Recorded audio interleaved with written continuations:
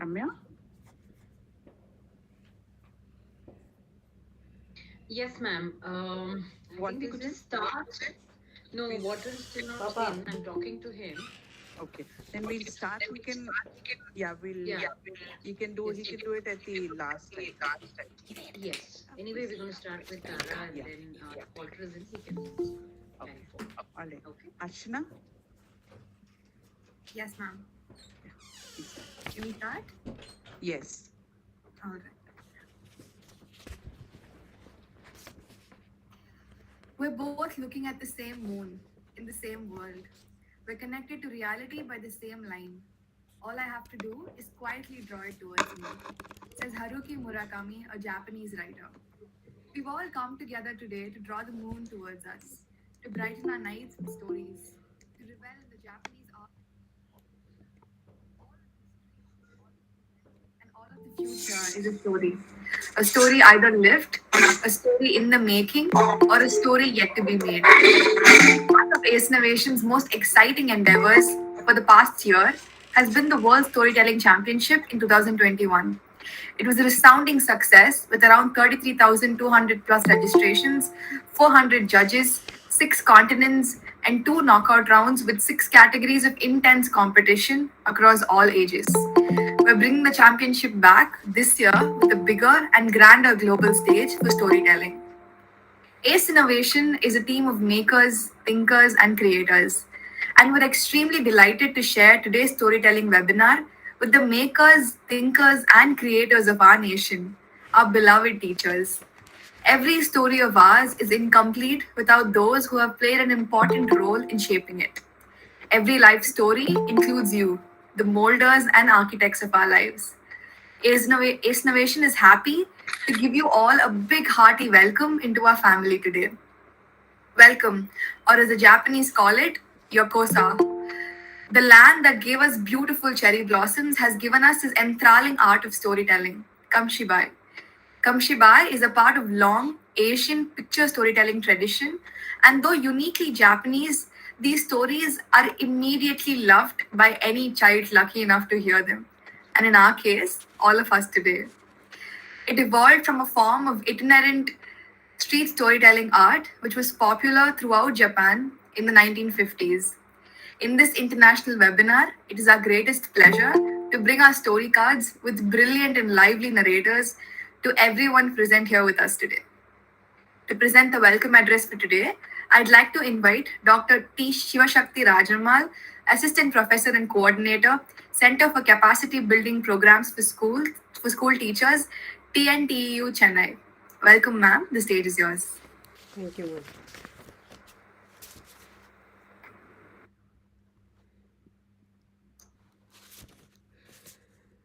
A very good evening to all.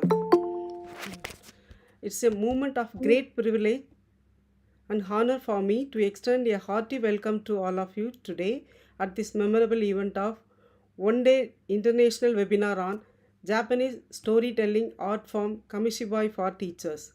I take this opportunity to welcome and thank our guest of honor, the most respected Honorable Vice Chancellor Professor N. Panjanadam Sir, Tamil Nadu Teachers Education University, Chennai, for rendering his precious time and blessing us with his esteemed presence here today.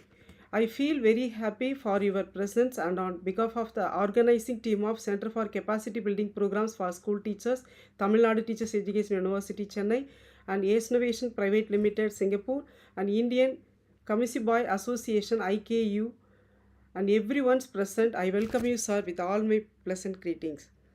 It's a privilege to welcome the most respected Major Nagarajan Narayanan, founder and CEO, ACEnovation. Dear sir, I feel very happy for your presence and to deliver the vote of thanks. On behalf of the organizing team and everyone's present, I welcome you, sir, with all my pleasant greetings. I'm happy to welcome the most respected Dr. Neena Gayatri, co-founder and COO, ACEnovation. I welcome you, ma'am. I extend my warm welcome to Professor M. Soundararajan, Registrar and Dean of Faculty, Tamil Nadu Teacher Education University, Chennai. I welcome you, sir. I extend my warm welcome to Professor M. Govindan, Controller of Examination, Head of the Department of Educational Psychology, Tamil Nadu Teacher Education University, Chennai. I welcome you, sir.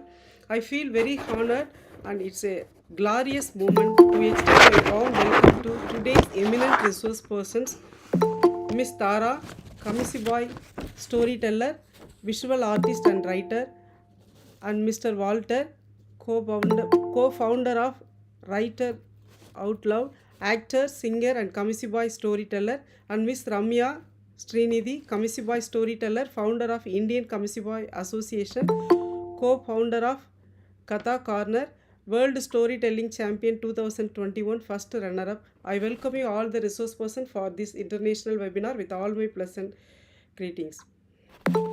I extend my warm welcome to Miss Bhavana Murjani, Deputy Director, Global Communications, ACEnovation, and Miss Saisa Kumar, Deputy Director, Administration, ACEnovation, and Miss Danya Vinod, Deputy Director, Schools and Colleges, ACEnovation. I welcome you all the Deputy Directors of ACEnovations. I extend my warm welcome to respected all the TNTEU teaching and non-teaching faculties and M.Ed, M.Phil, PhD scholars and organizing committee members of Center for Capacity Building Programs for School Teachers and organizing committee members of ACEnovation and organizing committee members of Kamishibai Association. I welcome you all for this international webinar with all my wishes and greetings. Last but not least, I extend our hearty welcome to wonderful participants in such a great numbers from various states across the country. I most welcome all the participants from different parts of our country. Once again, I welcome one and all with my pleasant greetings. Thank you. Thank you for that warm welcome, ma'am. To begin our night with a little eye opener from ACEnovation, I'd like to call upon Dr. Neena Gayatri, our co founder and COO. Ma'am, I think you're on mute. Sorry. Archana, and thank you, Dr. Shivashakti, for that very warm welcome. Well, as I'm going to tell you about the eye opener, I'm just going to switch off my video for some time because I'm having a few technical issues here. Simple and straightforward. Everything about this program today is simple and straightforward. Starting with the Vice Chancellor of the Tamil Nadu Teachers Education University, Professor N. Panchanadam, sir. He is the epitome of simplicity and straightforwardness. Winston Churchill once said, "We make a living by what we get. We make a life by what we give."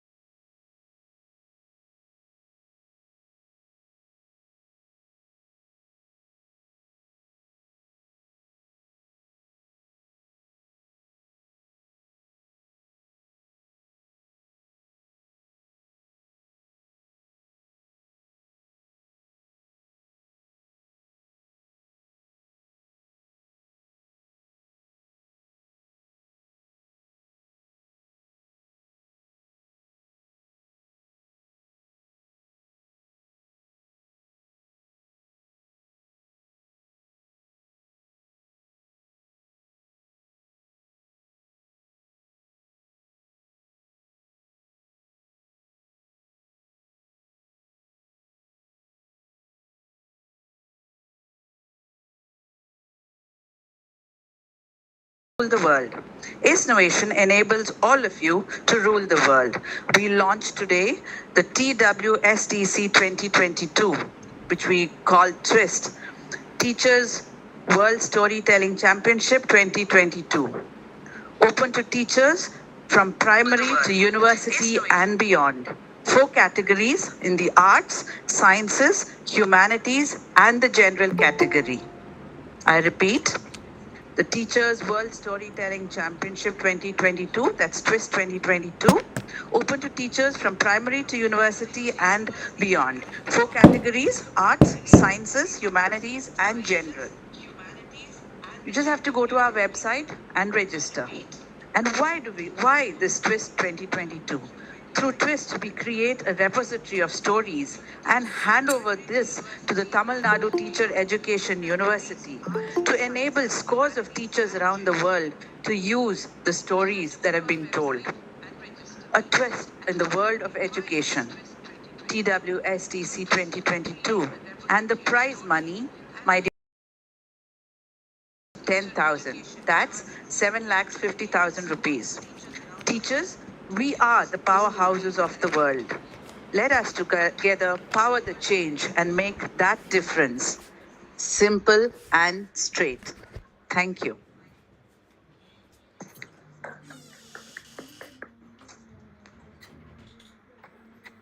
Thank you, Dr. Neena. Those were warm and lovely words as always. Years of experience and years of excellence mark and reverberate the thoughts that are brought forth. With great eminence in his shoulders and remarkable stories for us to ponder on, I'd like to invite Professor N. Panchanadam, Vice Chancellor TNTEU Chennai, to deliver the presidential address. Good evening to all. Am I audible, Ms. Asna? Yes, sir. Yes, sir. Yes, sir, you are, sir. Once again, good evening to all.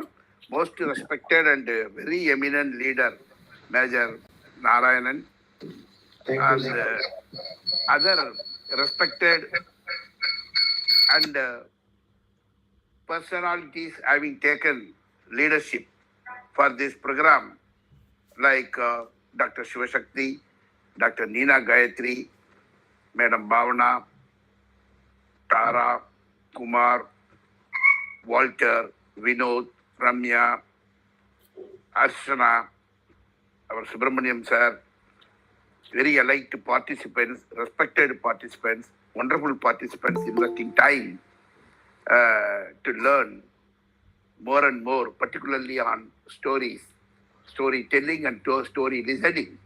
Even from the childhood onwards, to eat we want story from mummy, to dance we want story from daddy, to listen to the teachers, the subject, we want a story from the teacher.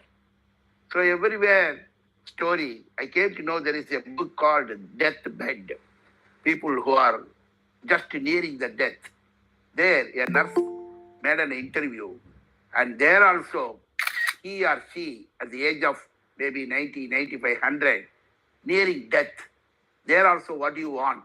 They say, they request the nurse, not glucose, tablets, coffee.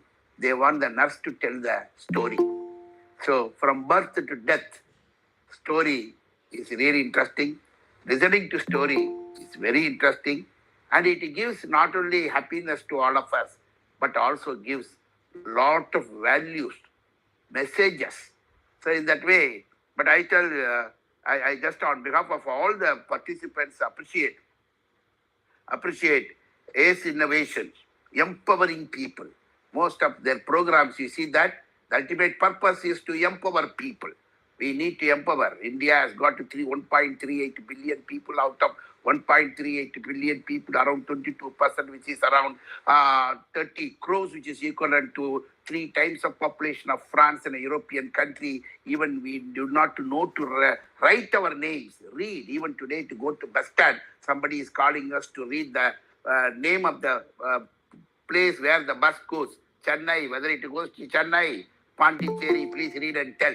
That is the situation. So much of empowerment is required. But anyhow, this is different topic. But through various activities, ACEnovation doing yeoman service, not only restricting to India, but also many countries, empowering human being. Congratulations to the team. Congratulations to the leader. Appreciation to the team on behalf of hundreds and thousands of beneficiaries.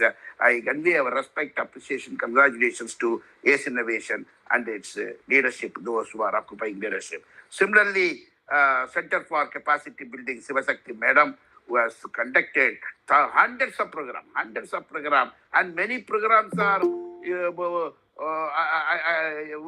record events. She is the only person I have seen in the world who has made a timetable for sleeping. Which time she should sleep, which time her daughter should sleep, which time her friend should sleep accordingly, because all her programs were 24/7. So God bless her and her team. Similarly, Kamishibai, I do not know much about, but Kamishibai storytelling means I don't understand. You see, a young man, Subramanian, who is smiling and laughing now, he was in Japan for many years. He was in Japan. He is able to understand. Japanese people are known for storytelling and taking the message to children. So live long that organization. And on behalf of all members of organizing committee, I appreciate elect, respected, wonderful participants for investing their valuable time. So I was given 10 minutes, 5 minutes are over. The next 5 minutes, on my part, I share an incident. You may call it as a story or not. There was a person sleeping like me, an husband at home. I have told many times, but still it is interesting in the light of science. At home, night 12 o'clock, a person came, thief. He took the pistol, kept the pistol like this. Hey, take the bureau key, take the almirah key. Otherwise, I will kill you. Immediately, that person like me, the husband, who was sleeping on the floor, asked the thief, are you new to the profession? And it was a shock for him. Yes, he is new to the profession. Because of COVID, he did not get job. So he thought that we will go and steal from today. So he has come to that house first day. It was a surprise for him. How did you find out that I'm new to this profession? Then immediately that husband like me who was sleeping, he asked a question. In India, particularly in Tamil Nadu, where almirah bureaus full of cash or gold, jewelries are there, will any man keep the key? Do you know that? Only in all our houses, valuables are kept in almirahs and the keys are with wives. Archana is very happy. It's very easy. It is with the wife only, not with the husband. You are coming and asking me, you say that you will kill me. Even if you kill me, you will not get almirah key. So in that way, immediately he told, you see, there my wife is sleeping. Under the pillow, left side, key is there. Then he took the key, opened the bureau. That lady is very clever. Inside, somewhere she has got money, everything. And before that, he told, how do you know the key is there? Even for the past 5 days, as a husband, I want to take 500 rupees from the bureau. I could not take the bureau key. What to do? I am trying. But I have come to know that it is there left side under the pillow. But I could not take it. Then he told that after analyzing bureau, only 1,000 rupees he was able to take. Other money he could not take. Then he is eagerly, the husband is sitting. Whether he will give that money, he will take. Whether he will give 500 rupees. He gave all the 1,000 rupees to this fellow husband. Then it was a surprise for him. He asked the thief, why did you give all the 1,000 to me? Then he told, I am a thief. I have 4 or 5 houses. Somewhere I can take money. But you are the husband, you want to steal within your own home. So you don't have any other opportunity. Take all 1,000 rupees. So he has given, he has left. But the story ultimately implies that though it is not a good example, whatever profession we take, we should have a professional skill. It may be a teaching or research or storytelling or driving or nursing, any professional skill. Otherwise, very easily somebody found out that are you new to the profession today? He was able to find out immediately because he did not know who will have the key professional skill. So it is a lighter sense in the Patibandram. Somewhere somebody spoke. I am telling here in the name of my role as a storyteller. I have to tell something, copy the story. But the truth is, this whatever the profession we have, we should have a professional skill. Otherwise, we will be exposed. We will be exposed. This is the message. This is the information we get through this lighter sense story. So in that way, if you permit me, I have another 25 stories to tell. Each will take 10 minutes, but everybody is eagerly waiting to listen to others. So with this note, on behalf of organizing committee, I appreciate, I congratulate all great personalities, elite personalities, wonderful personalities who have joined and eagerly waiting to listen to many stories. And more important, how to tell the story is more important. My teacher used to tell, there is a king. Then king had a wonderful wife. Then king and wife, queen had 4 beautiful daughters. Then slowly we come near my teacher. Four beautiful daughters. What happened next? We are coming nearby the teacher. So the way you tell the story, what is next? That feeling the listener should have. So all those things, ACEnovation, Center for Capacity Building Terminology Teachers Education University, and particularly Indian Kamishibai Association will throw more light on all these things, and the listeners are really beneficiaries, and they will be spending valuable time. So with this note, on behalf of organizing committee, I appreciate, congratulate all those who are going to be benefited. Similarly, beneficiaries like me, on behalf of all beneficiaries, I appreciate, congratulate, salute the leadership of all these 3 organizations together doing government service to the society. Thank you very much for your patient listening. Thank you very much for giving me an opportunity.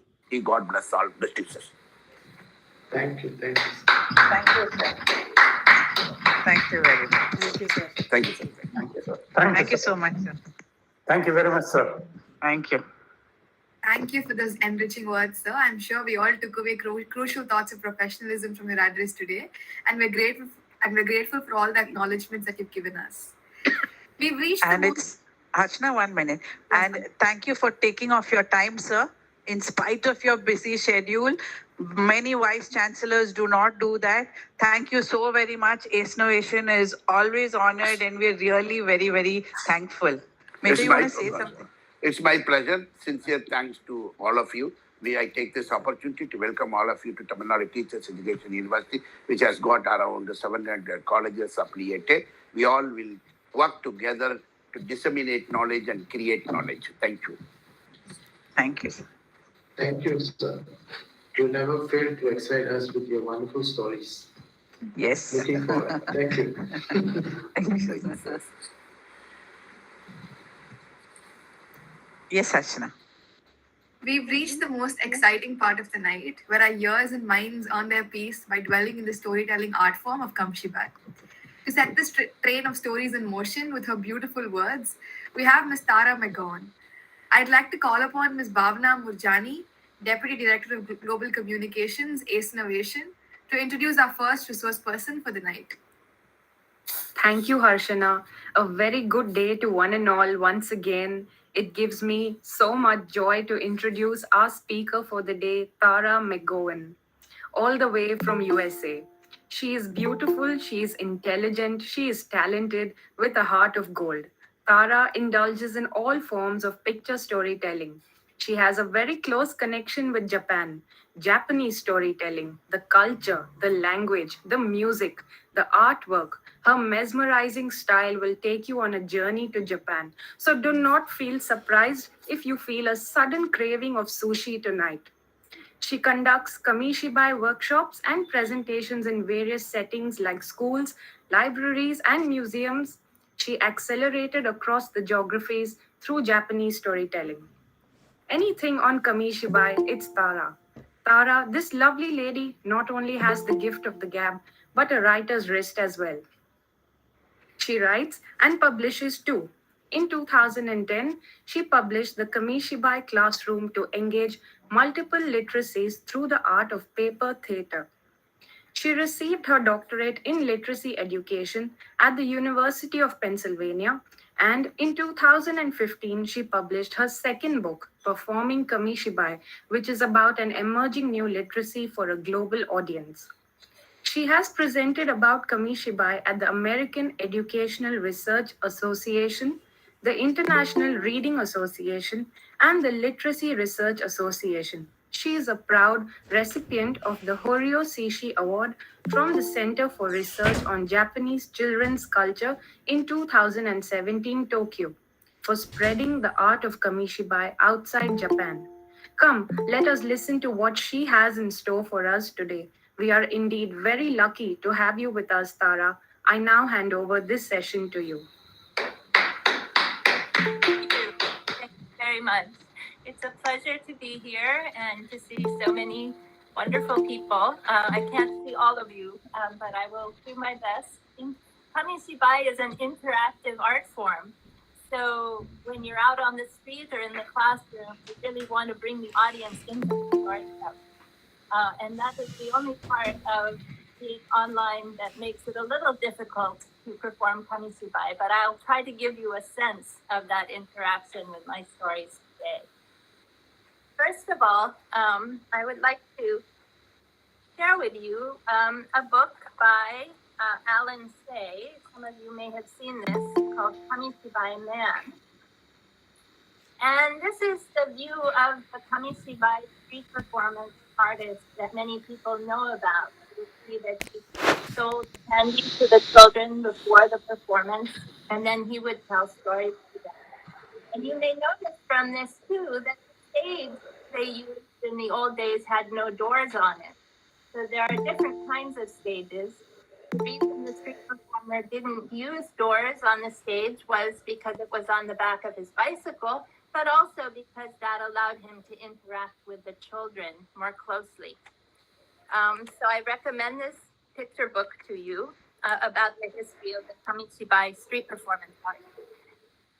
When I teach children and really people of all ages to create their own Kamishibai, I do it by teaching about the history because I think it's really important to understand what Kamishibai came out of in order to understand the techniques involved in creating it.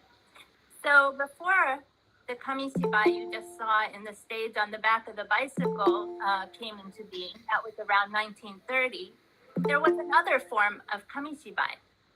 This form of Kamishibai started around the 1850s. And I have some trouble seeing my own picture, and I don't know how well you can see this. We can see you, Tara. There's no problem.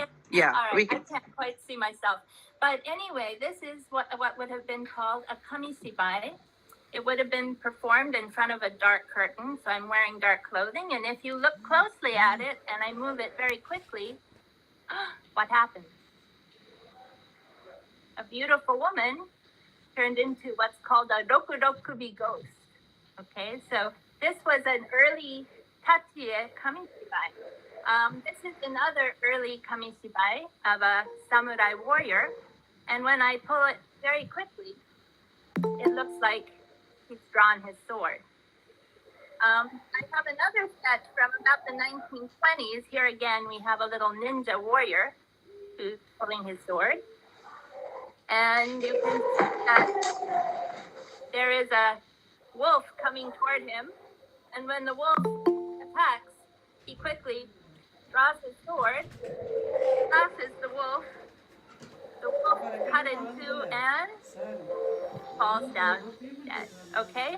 So this is an early form, the earlier form of Kamishibai. And as you can see, it was a form of animation. The way that it was animated was through the quick movements of the part. As you just heard earlier, this is a pretty difficult way to perform. You have to be able to turn a lot of different puppets in front of a dark curtain and tell the story at the same time. So around 1930, this newer form and more simple form of Kamishibai was invented.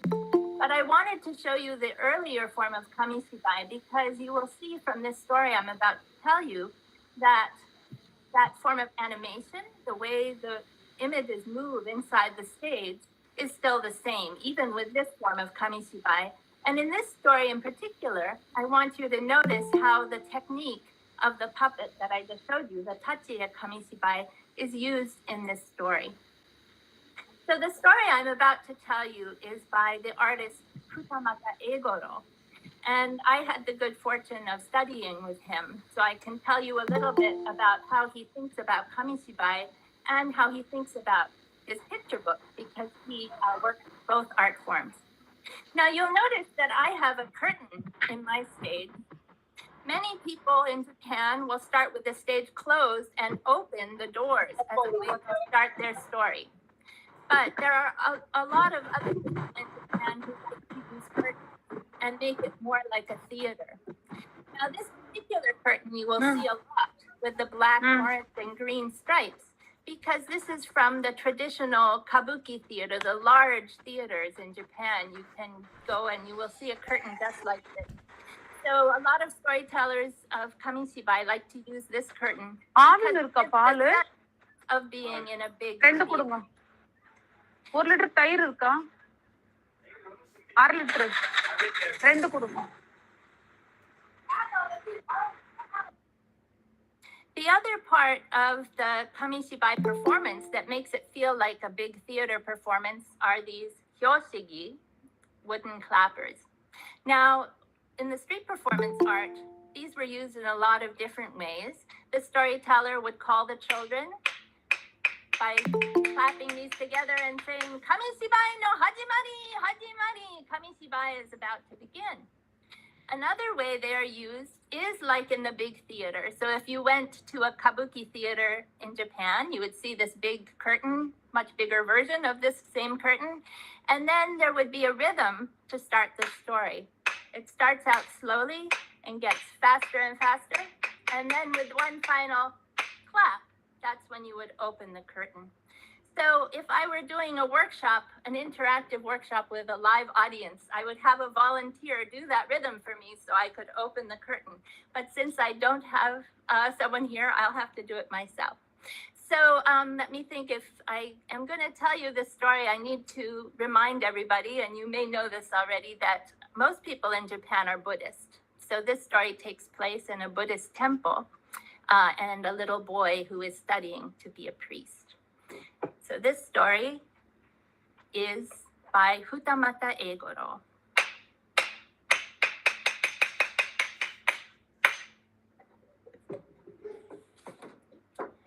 The Three Magic Charms. Mukashi mukashi.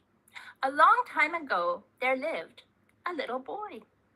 Now, he had to work very hard all day long because he was studying to be a priest. But in the evenings, the old priest, the Osho-san, would let him go into the forest to pick his favorite food, wild chestnuts. One day, when he was picking chestnuts, out of the woods came a little old woman, and she said to him, "Oh, Kozo, little boy, we meet at last. Why, I'm your father's sister's husband's aunt sister. That's who I am." "Ooh, that sounds confusing," said the little boy. Confusing or not, that means that we're related, and you can come to my house later, and I'll make you a big pot of steaming hot chestnuts, just the way you like it." "Oh, that sounds good, but I have to go ask the Osho-san, the old priest, first." So the little boy ran back to the temple, and he told the Osho-san, the old priest, what had happened. "Kozo," said the old priest, "that was not a kindly old woman. I'm sure that was a Yamamba, a mountain witch. She just wants you to come into the forest so she can eat you up." "Oh no," said the little boy. "That can't be true. Why, she knows my father, and we're related, and she's making me a big pot of steaming hot chestnuts. Oh, please, please, please let me go." Finally, the Osho-san agreed, "But only if you take with you these 3 magic charms." And he gave him 3 pieces of paper. "Use these if you get in any kind of trouble." Well, the little boy thanked the Osho-san. He went into the forest, and sure enough, there was the little old woman's hut. And she had made him a big pot of steaming hot chestnuts, and he ate, and he ate, and he ate, until he was very full and sleepy. Oh, Kozo, little boy, she said, are you tired? I'll make a bed for you in the next room, and you can take a nap before you go back to the temple. So that's what the little boy did. But in the middle of the night, he awoke, and he heard the rain on the roof, and the rain seemed to be talking to him. Ten, teko, abune yo, ten, ten, ten. Ten, ten, danger's near, ten, ten, ten. The little boy sat up in bed. Danger's near? What could the rain mean by that? I better go check on that little old woman. And so very quietly he got up. He went over to the door and peeked through a crack and, oh my goodness, the little old woman had turned into a giant yamamba, a mountain witch, with horns on her head and a mouth that stretched from ear to ear. And she was at her spinning wheel saying, Kozo, netaka, nika, nika. Kozo, are you sleeping? Well, the little boy was so frightened, he got up as quietly as he could and tried to go out. But creak, the floorboards creaked, and out came the yamamba. Where do you think you're going? I just had to go to the bathroom. You're not going to get away from me. And she tied a rope around his waist. Pull on this when you're done. Well, when the little boy got out to the outhouse, he tied the rope to the pillar. He took one of his magic charms and placed it on the pillar, and then he prayed, oh, magic charm, please pretend to be me so I can run away. And he ran away. Well, pretty soon, the yamamba got tired of waiting, and she started to pull on the rope. Aren't you done yet? Mada, I'm not done yet, came a voice that sounded just like the little boy, but it was really the magic charm. Aren't you done yet? The yamamba pulled on the rope. Mada, I'm not done yet, came the voice of the little boy again. Aren't you done yet? Finally, she pulled the pillar right out of the ground and hit her in the head. He's not going to get away from me, she said. And she started. Well, yamamba can run like the wind, and soon she'd caught up with the little boy. Oh, he grabbed his second magic charm. Magic charm, please be a river. Go! There between them spread a big river. A little water's not going to stop me, said the yamamba, and she started to swim. Jabu, jabu, jabu, jabu. Very quickly, she was across the river. Oh no, magic charm. He grabbed his last magic charm. Please be a mountain of sand. And there between them was a big mountain of sand. A little sand's not going to stop me, said the yamamba. But every 2 steps, she slid back one, and so the little boy had time to get back to the temple. Ton. He knocked on the door. Oh, Osho-san, the yamamba. Didn't I tell you it was going to be a yamamba? Oh, no, there's no time for that. She's after me. Well, I have to put on my underwear first. Oh, no, please open the door. Well, I have to put on my kimono. Finally, the Osho-san was all dressed. He opened the door, hid the boy, and just in time, because right behind him came the yamamba. Osho, where did you hide that little boy? I saw him run in this direction. Little boy? Said the Osho-san. I don't know about little boys, but I do know about rice cakes. I have some on the fire. Ooh, that sounds good. By now, the yamamba was very hungry, and so she sat down by the fire and started to eat the rice cakes. These mochi are delicious. Yamamba, said the Osho-san. Is it true that you yamambas can transform into anything at all? Yeah, you name it, I'll transform into it. Well, I can't believe you can be anything bigger than you already are. Just watch this. She took her long fingernail and she started to hit the side of the fireplace, saying, Takazuku, takazuku, takazuku zo, takazuku, takazuku. Phew, she turned into a monster with bulging eyes. Whew, that is impressive, said the Osho-san. But I can't believe you can be anything smaller than you already are. You name it and I'll transform into it. Well, like a bean, for instance. Watch this. And she took her long fingernail again, this time saying, Hikuzuku, hikuzuku, hikuzuku zo, hikuzuku, hikuzuku. Phew, she turned into a bean, and just as quickly, the Osho-san grabbed some chopsticks and, paku, he ate her up. And that was the end of the yamamba. Oshima.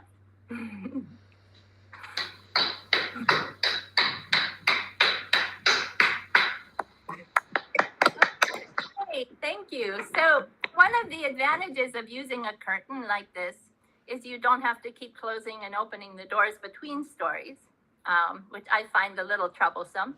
And also you can leave the curtain there when you take the cards out if you want to share some of the techniques.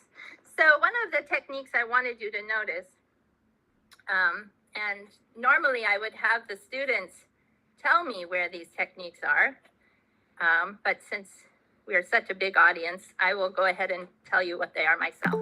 But I wanted you to notice the technique that was similar to the original Kamishibai, the TNTEU Kamishibai.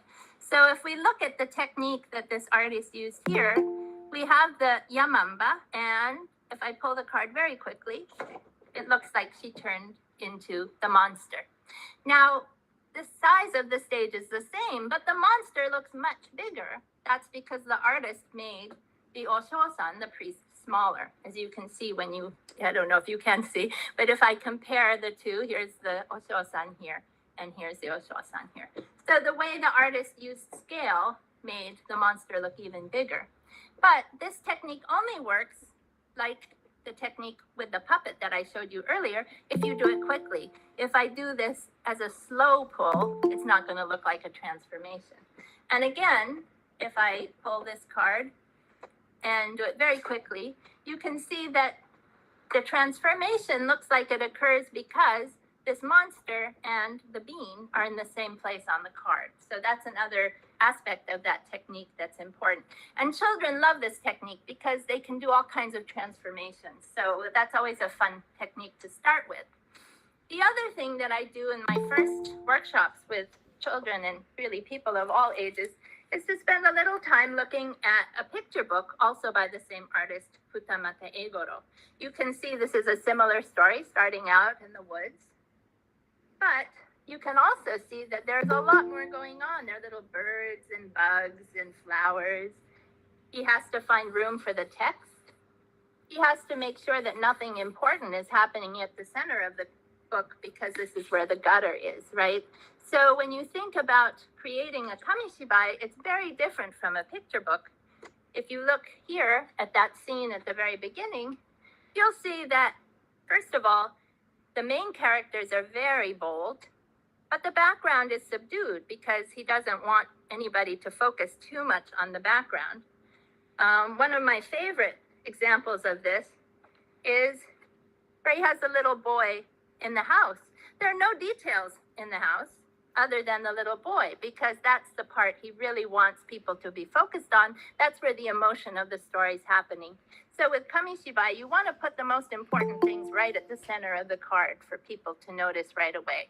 And this, of course, is because the storyteller is pulling the cards out of the stage as the story unfolds, and there isn't a whole lot of time to focus on a lot of detail.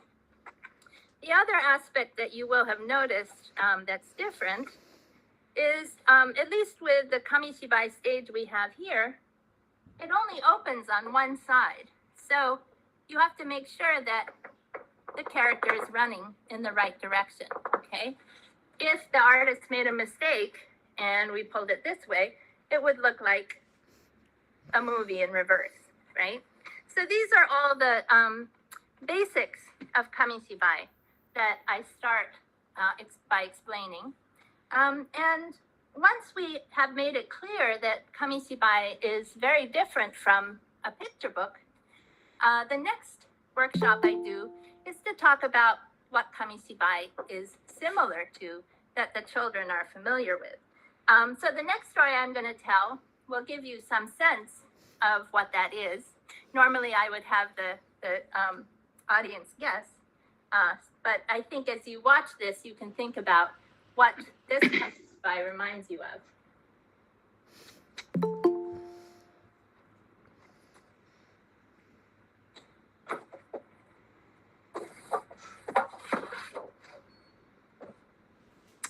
To understand this Kamishibai, you need to know that in Japan, foxes are very powerful. They have a lot of magic in them. So normally in Japan, they would say, don't fool around with a fox because you don't know what you're getting yourself into.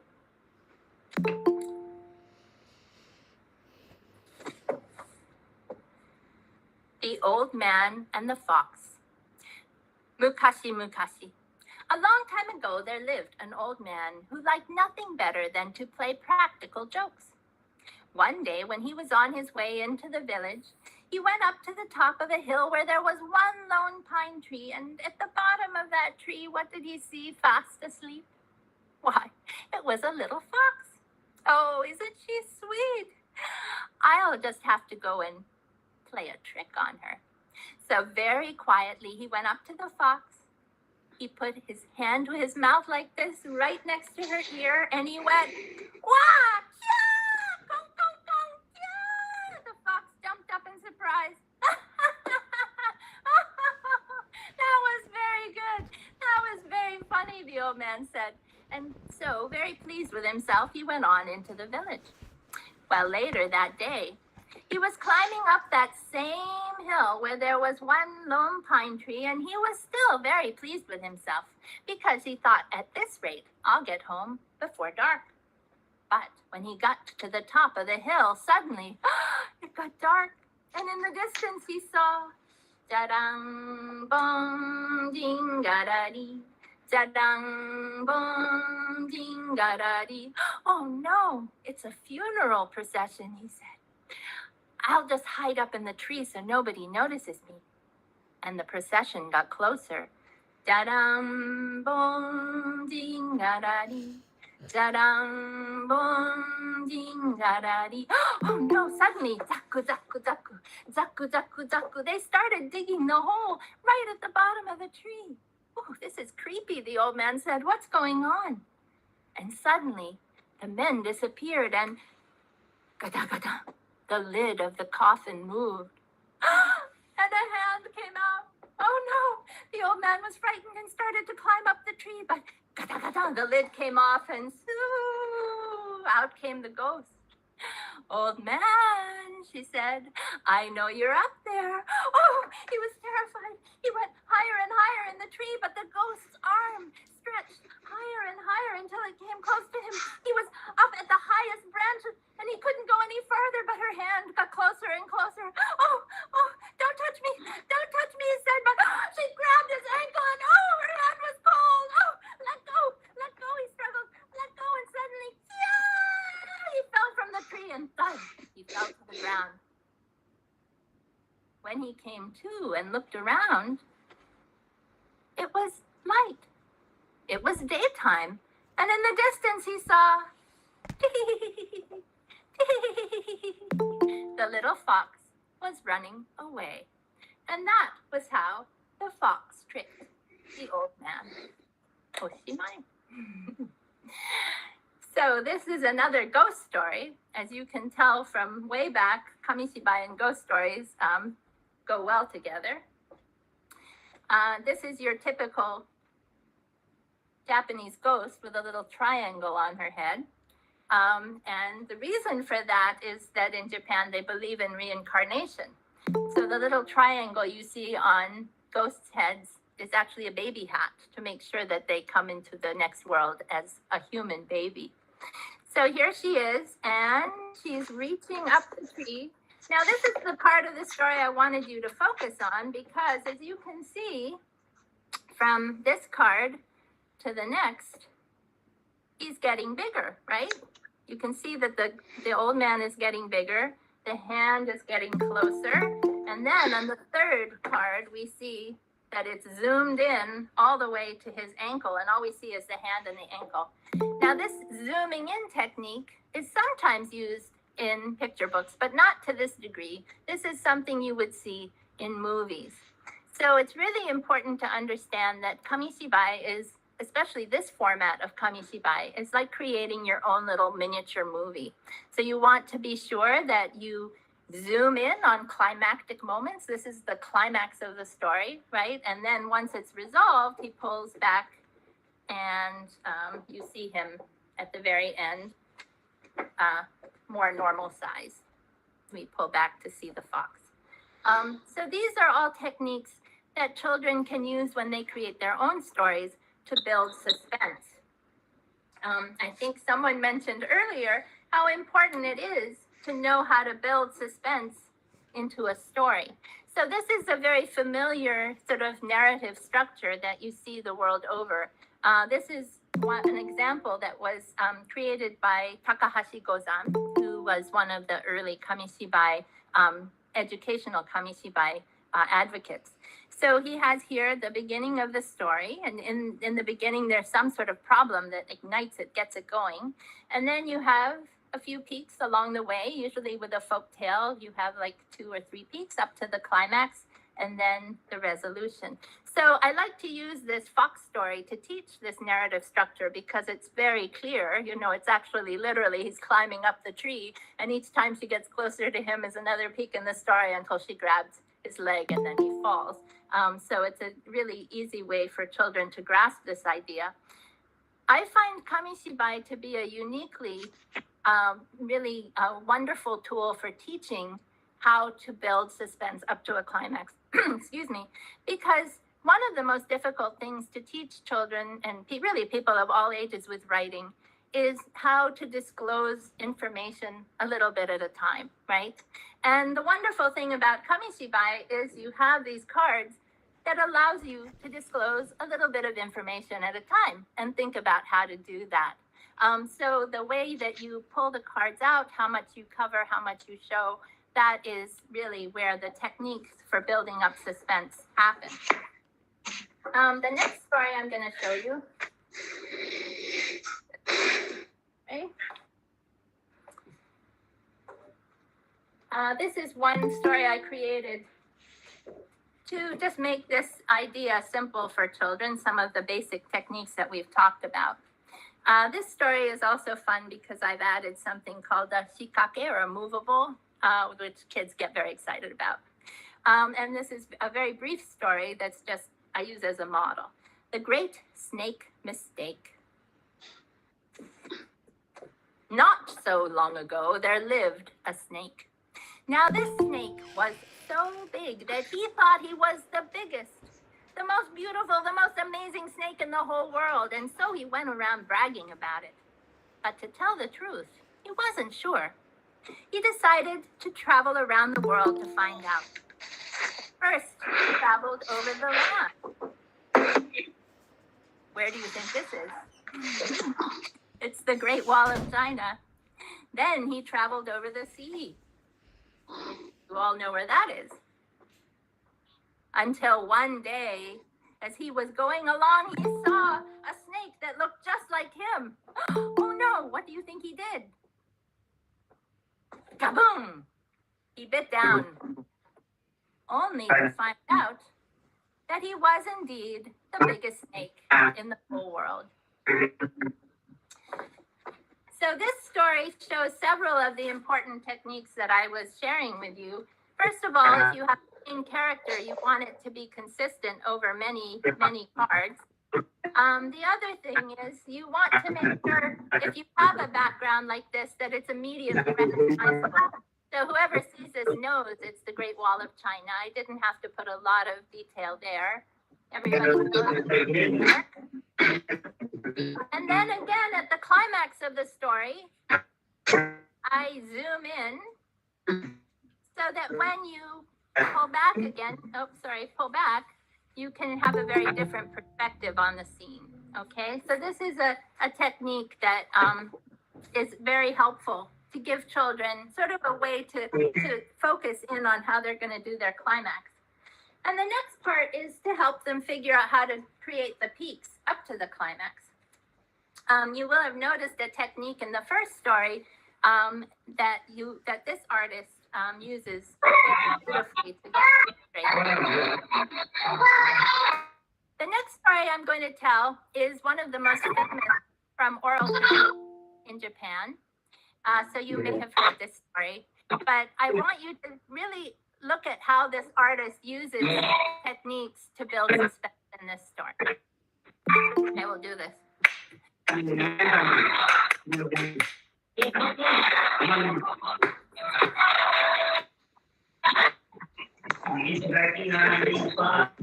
Alicia, that's ma'am, can you please input?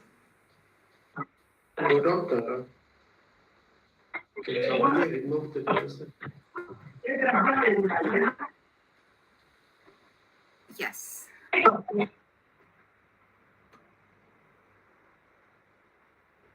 you hear me? Yes, ma'am. So sorry for the disturbance. You can go on. Okay. No, you perfectly. This story is called Sumboshi, Little 1-inch. Mukashi Mukashi. A long time ago, there lived an old man, an oji-san, and an old woman, an oba-san. Now, they loved each other very much, but there was one thing they wanted more than anything in the world that they didn't have, and that was a child of their own. And so they prayed to the gods, to the Kami-sama, Kami-sama, Kami-sama, please send us a child of our own. We don't care if it's even as small as our little finger, as long as we can call him our own. And so they were blessed with a child. But as you can see, he was no bigger than their finger.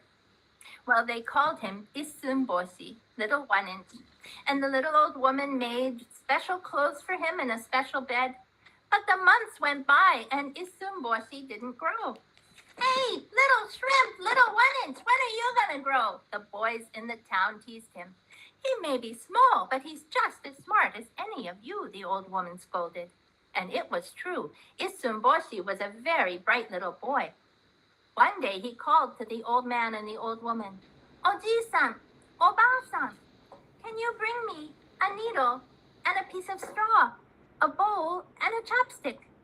Well, the old man and old woman brought those things, but then the old woman said, but Isumboshi, what are you going to use these things for? Well, said Isumboshi, the needle will be a perfect sword for me. The straw will be my sheath. The bowl will be my boat. And the oar will be the chopstick. Oh, but Isumboshi, said the old man, does this mean you're planning to leave us? Why, yes, said Isumboshi. It's time that I went out into the world to seek my fortune. Well, the old man and old woman were sorry to see him go, but they gave him their blessing and off he went. He hadn't gone far when he met some ants. Ari-san, Ari-san, he called, Mr. and Mrs. Ant. Can you tell me how to get to the river that leads to the capital city? Oh, that's easy enough, said the ants. Why, just go down to the end of Dandelion Lane and turn left at Horsetail Road and you'll see it. Well, he thanked the ants, followed their directions, and sure enough, there was the river. He pushed off his boat into the river when suddenly, out of nowhere, a giant catfish came swimming toward him. If it were to knock him over, he'd drown for sure. Quickly, he grabbed his chopstick and hit the fish. Achike! Achike! Get away! Finally, the fish swam away, and Isumboshi floated down the river, blown by the winds, rocked by the waves, until he came to the capital city. Here he is, walking down the main street of the capital city of Kyoto. And he knew exactly what he was looking for. He wanted to find a big mansion, a big villa, where a powerful lord might live. And when he found the villa he was looking for, he stepped inside and said, Tanomu, is anyone home? Well, the lord of the villa was on his way out, and he heard a voice, but he didn't see anybody there. Who goes there? He said. It is I, Isumboshi, and I want to be your servant. It was then that he noticed this tiny little boy right near his geta shoes. Well, I could certainly use a brave young man like you, he said. And that is how Isumboshi came to live with the lord at the castle. Well, this lord had a beautiful daughter, a hime-sama, princess, and she loved Isumboshi. She taught him how to read and write, and whenever she went out, she would put him in her obi belt and carry him with her. Well, one day when she was on her way back from the shrine, suddenly, out of nowhere, a giant demon, an oni, stepped out of the woods, and he was about to grab the princess when Isumboshi jumped out of her obi belt, grabbed the needle sword, and said, if you touch a hair on the princess's head, you have to deal with me first. Well, what do you think the oni did? The oni took one look at her. Why, you little bean of a boy, I'll eat you in one gulp. And that's what he did. He picked up Isumboshi and paku, he ate him up. But the next moment, that oni was down on the ground, rolling around, going, oh, oh, my stomach hurts. Because as you can see, Isumboshi was still inside his tummy with his needle sword going tickety, tickety, tickety, tickety all around the inside. Oh, oh, it hurts. Finally, the oni was able to throw up Isumboshi and ran howling into the woods. Oh, Isumboshi, said the princess. Isumboshi, you are not only very smart, you're brave as well. But Isumboshi wasn't paying attention to the princess. He had noticed this golden thing that the Oni had left behind. Oh, princess, he said, please tell me, what is this? Why, that, said the princess, is a magic mallet. And if I hold it over something and make a wish, my wish will come true. So you can imagine what Isumboshi might have wished for.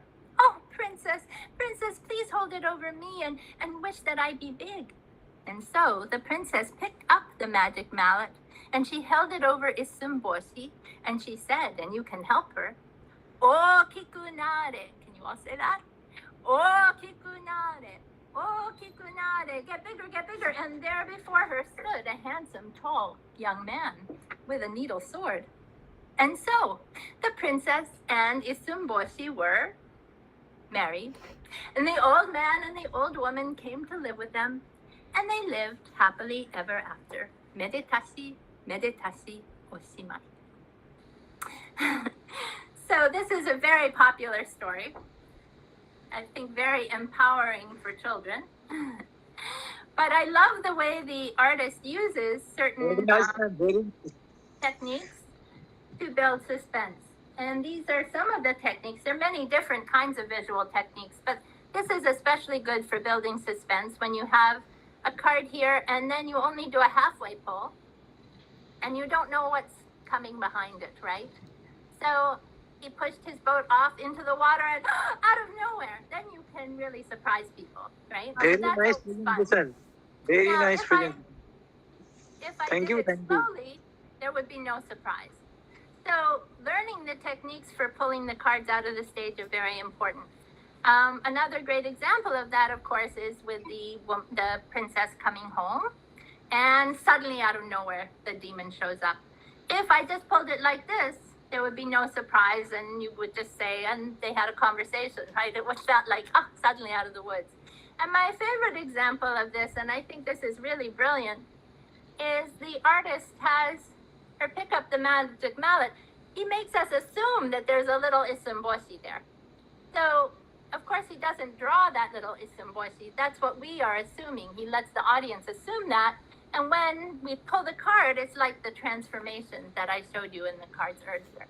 So this is also a very, very effective technique. So I know we're probably running out of time. I think I'll just tell you quickly one story that I've created and show you how I get stories started with children. It's a lot of work to create the big cards. So oftentimes I will have them start with smaller flashcards. I even have these smaller stages that I make out of shoe boxes. So you can have them perform them inside because this is such a small frame for the for what you can see for the video. I'll just hold them like this.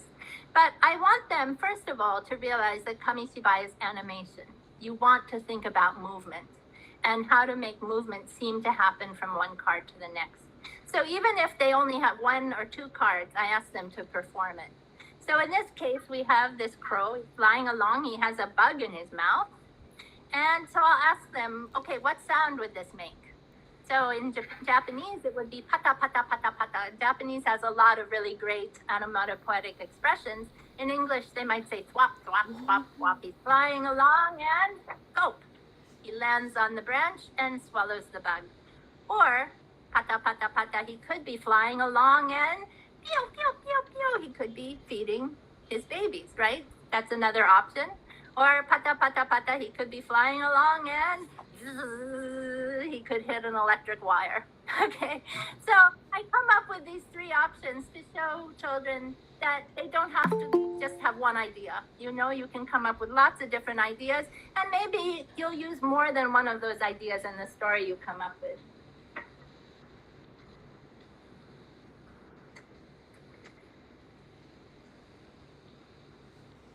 Let me just get my card. So this is a story where this is another kind of curtain I like to use.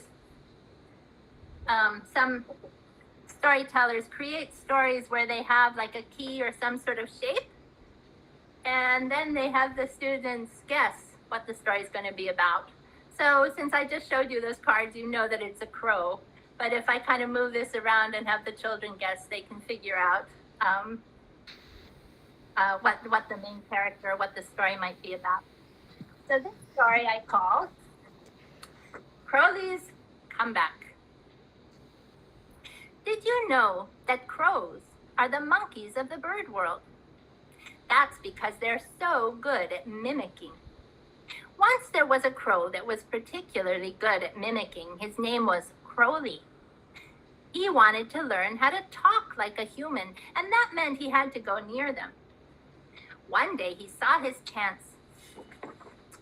Mr. Weatherby was at his fishing pole, sleeping again. Thought Crowley, I know how this is done. I've seen him do it 1,000 times. So he went over to his pole. He grabbed onto the string and pulled and pulled and pulled until out came a delicious looking worm, and he was just about to eat it when, thief, thief! Suddenly Mr. Weatherby was wide awake. Thief, thief, thief, thief, thief, thief, said Crowley. He had a new word. Thief, thief, caw, caw, caw. Well, Crowley not only liked words, he also liked anything that was shiny. As he was flying over the park, he noticed something was shining in the sun. Let me go see what that is, he thought to himself. In the park, Lisa and Zeke were playing. Lisa was just about to give her little brother, Zeke, a piece of chocolate. Eat this, Zeke, it's delicious, she said, when suddenly the chocolate was gone. Hey, thief, thief, said Zeke. Thief, thief, thief, thief, thief, caw, caw, caw. This was a really useful word. Well, Crowley was carrying something very shiny, but it was very heavy too. So he landed nearby and peck, peck, peck, tried to eat it. This isn't only shiny, this is delicious. The very next day, he thought he would look for more delicious shiny things. The next day, Mr. Fuzzlewit was coming out of the doctor's office. He was holding a pill. As you can see, Mr. Fuzzlewit's nose was bright red and he had big bags under his eyes. He hadn't slept in weeks. If you take this, his doctor said, you will sleep really well. But just then, who should come by? But Crowley. Thief, thief, thief, he called. But this time Crowley couldn't answer because his mouth was full. He flew until he came to a tree and he swallowed it. This didn't taste so good, Crowley thought to himself. And suddenly, he didn't feel so good. And he fell down from the tree. And with a loud thud, he fell on the front step of Mrs. Honeychurch's candy store. Well, Mrs. Honeychurch was so busy with baby Joey, she didn't notice Crowley. She also didn't notice when 3 days later into her store came a real thief. He grabbed the money from off the cash register. But somebody else noticed. Thief! Thief! Crowley was wide awake. Thief! Thief! Thief! He chased after the robber as he ran away. Oh, said Mrs. Honeychurch. How did you learn to talk like that? Caw, caw, caw, Crowley said proudly. And so, Mrs. Honeychurch gave him something very sweet and delicious to eat as a reward. Caw, caw, caw, came little baby Joey. Huh, thought Crowley. This little human knows how to speak my language. And so, he decided to stay. Oh, she might. So in that story, you'll notice that I used at least 2 of the techniques that I started out with. And I really hadn't thought about the story until I started working with this movement. And I thought, oh, well, that's one I could use.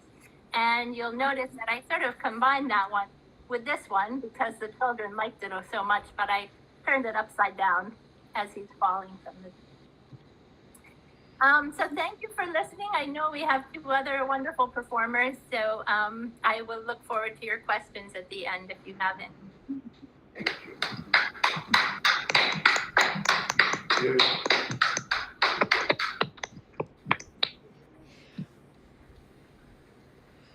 The stories were indeed a treat to our ears and eyes, ma'am. The story and the pictures kept us hooked all throughout this beautiful line of storytelling, and we've learned so many lovely techniques of this wondrous art form. The chat box as well is filled with beautiful comments for you. So thank you once again. This is beautiful to listen to throughout the entire evening. Without breaking the stream of wonderful stories, to add more magic to this beautiful art form, we have Mr. Walter Ritter, who's ready to take us along for the ride. I'd like to invite Ms. Saisha Kumar, Deputy Director of Administration, ACEnovation, to introduce our next resource person for the night. Thank you so much, Harshana. Very good evening and namaste to one and all present here. An academic, writer, and visionary who is on a mission to inspire and educate the young minds. Making education and entertainment is an art, a science which is being perfected since time immemorial. Be it Aesop fables, grandma tales, or internet space, they all have been methods of passing on experience, knowledge, and advice to guide in our journey of life. Provoking our thoughts is the aim behind storytelling. Write Out Loud is a program which engages people of all ages with stories of all kinds. The mission of Write Out Loud is to inspire, challenge, and entertain by reading literature aloud to audiences of all ages. The co-founder of this is none other than our speaker, who has been a pioneer in this field with vast experience. He is a perfect example of a perfect combination of art, literature, and commerce. I take immense pride in presenting before you our speaker today, a man on a mission, Mr. Walter Ritter, joining us all the way from USA. Come, let us understand storytelling in his style. Sir, the space is all yours. Walter, just before you begin, 1 minute, I request the audience to please mute yourselves because, we don't want to miss out on anything that Walter is saying. So please do not disturb. Ms. Prema, please mute yourself.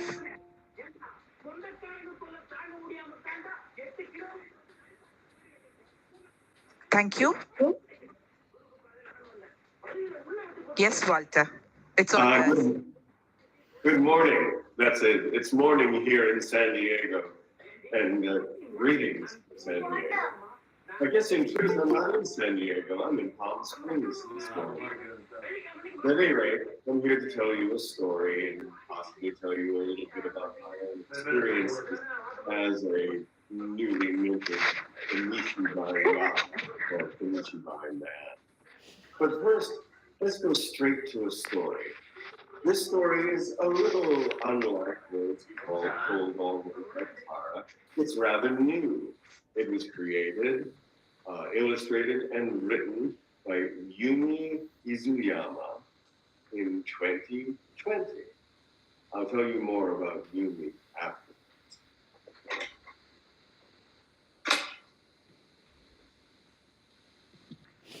A monarch finds a home. The butterfly's best friend was a grove snail. She knew the snail from the moment that she was born. The snail was looking at her happily when the butterfly came out of its egg. But she was not yet a butterfly. No, she was a caterpillar. The snail moved one of its antennas toward the caterpillar, and she said, I have been waiting for you to come out of that egg. Would you please be my friend?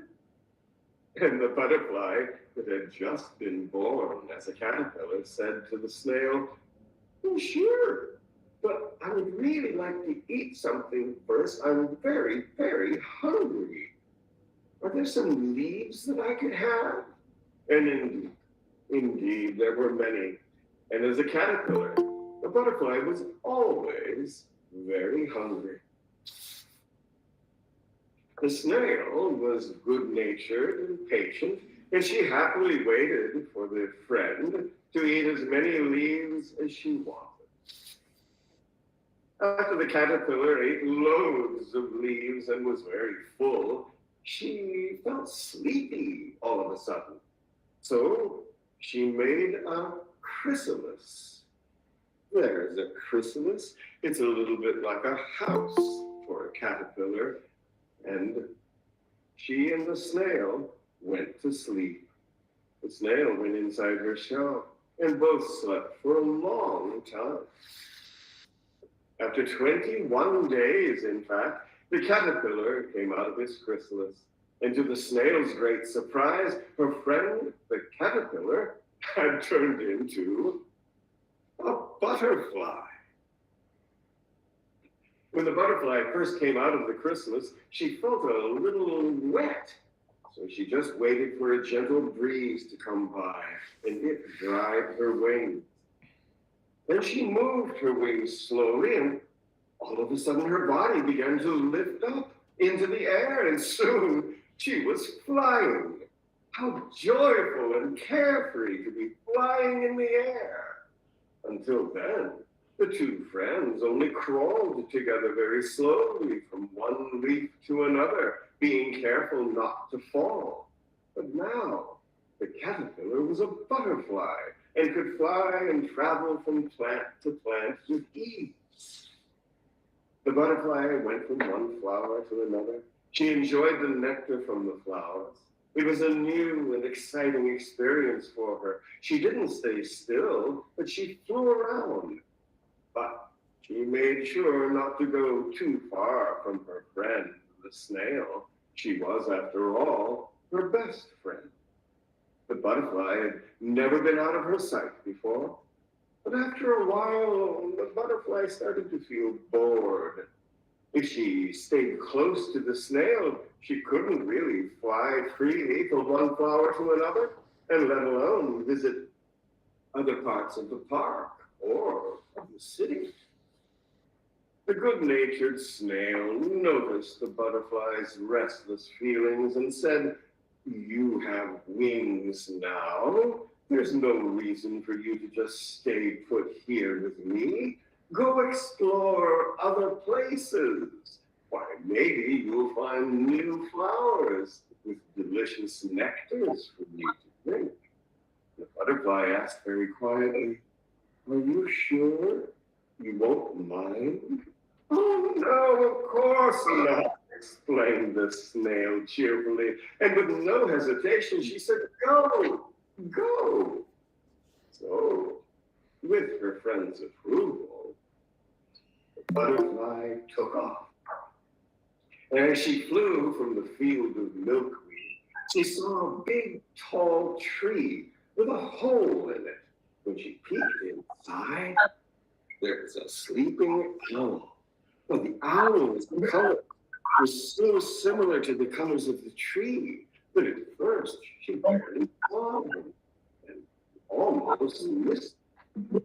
When she did see him, she came close and said, "Hello, I'm a butterfly. Who are you?" Well, the owl opened his round eyes and answered, "I'm an owl." "Ooh, would you like to fly with me?" asked the butterfly. But the owl just closed her eyes and said, "No, but thank you. I would really rather stay right here at home. You see, I don't like to fly in the daytime." Oh, the butterfly continued to fly. She came to a pond and noticed another creature with two black eyes. Why, it was a frog with just his head peeking out of the water. The butterfly came closer to the frog and said, "Hello there. I'm a butterfly. Who are you?" And The frog opened his eyes and rather curtly replied, I'm a bullfrog. Oh, well, Mr. Bullfrog, would you like to fly with me? No, thank you. But no, I would rather stay here in my pond. You see, I can jump, but I cannot fly. Oh, said the butterfly to herself. The butterfly was happy to be in the open air. She continued to fly, and for the first time in her life, she was leaving the park and exploring the rest of the city. Then she saw a big red-tailed hawk flying majestically in the blue sky. And she was so excited. She'd always admired this bird from way below, but now here she was flying just a short distance away from it. It made her feel big and important. The next bird she spotted was a small bird, a yellow warbler flying in the air. The butterfly went close to the warbler and said, Hello, I'm a butterfly. What kind of bird are you? The bird looked at the butterfly, and after realizing that it was a monarch butterfly, she answered, I am a yellow warbler. Oh, where are you going? Well, I'm going to faraway Mexico. Are you? My, said the butterfly, very surprised. Why, yes, I have two homes, you know, one in America and one in Mexico. I'm going down there to see all of my friends and to get away from the cold winter here in America. Oh, my. So the butterfly wished the warbler a safe journey. The butterfly was starting to feel a bit tired when suddenly she noticed that she was now in another park. She saw two enormous beings below her. They had two arms and two legs, which they were using, and they were running around. They were moving them up and down as if they were trying to fly, but they weren't flying. The butterfly stopped on a flower, and those two creatures came running over to take a closer look at her. She got a little scared and flew up into the air. But then she noticed that the creatures were smiling and thought, well, maybe they won't be harmful to me. So she alighted on the top of the flower. And the two creatures came right over to take a close look.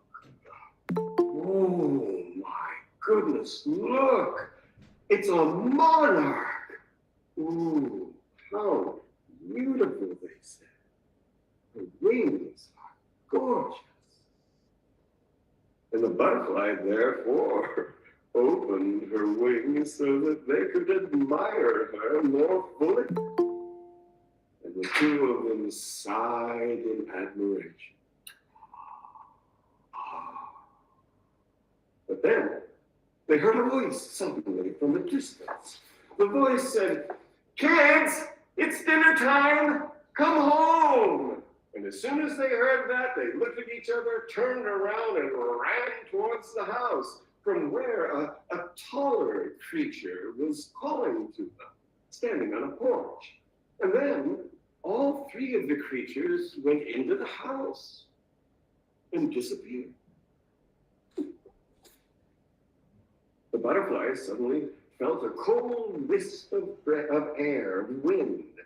It was the sun starting to set. She noticed that there wasn't anybody around now. When those creatures ran home, she said to herself, but where is my home? She wondered. Then she thought, well, the owl said that the tree was his home, and the bullfrog said the pond was his home. The yellow warbler said he had two homes. one in America and one in Mexico. But where's my home? Suddenly, she felt lonely. All of a sudden, she saw a wasp flying toward her. The butterfly moved her wings quickly, lifted herself up into the air, and the wasp, though, continued to follow her. She sped up. This was no time to look back, because she was flying forwards back to the park from which she came, just as fast as she could. Luckily, the wasp seemed to lose sight of the butterfly, and she managed to fly back safely to the park. When she arrived at the park, she was exhausted. She noticed there was a tiny creature perched on a leaf, looking up, stretching its neck out. It was her friend, the snail. The snail was eagerly waiting for the butterfly, sitting on the very top of a milkweed bloom, which is something she hardly ever did.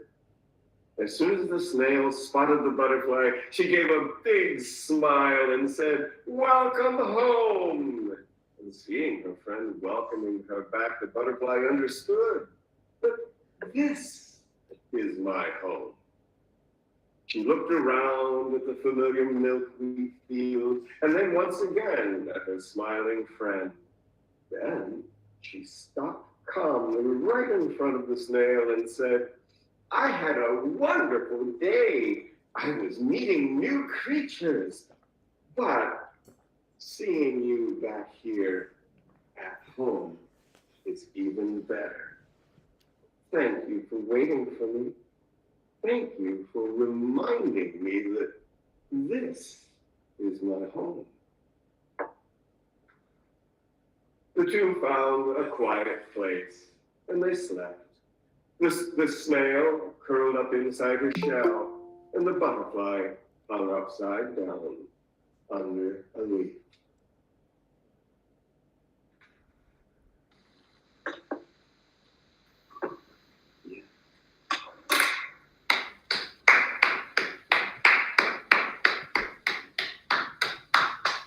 Thank you very much. As you might have been able to deduce, I'm an actor. I've been an actor since I was a boy, with some interruptions. And I discovered Kamishibai about 12 years ago and started having the most remarkable experiences doing Kamishibai stories, which, by the way, is my sole relationship to Kamishibai. I'm not an artist. I'm not much of a writer. I'm not a creative artist. I'm an interpretive artist, yes. Say.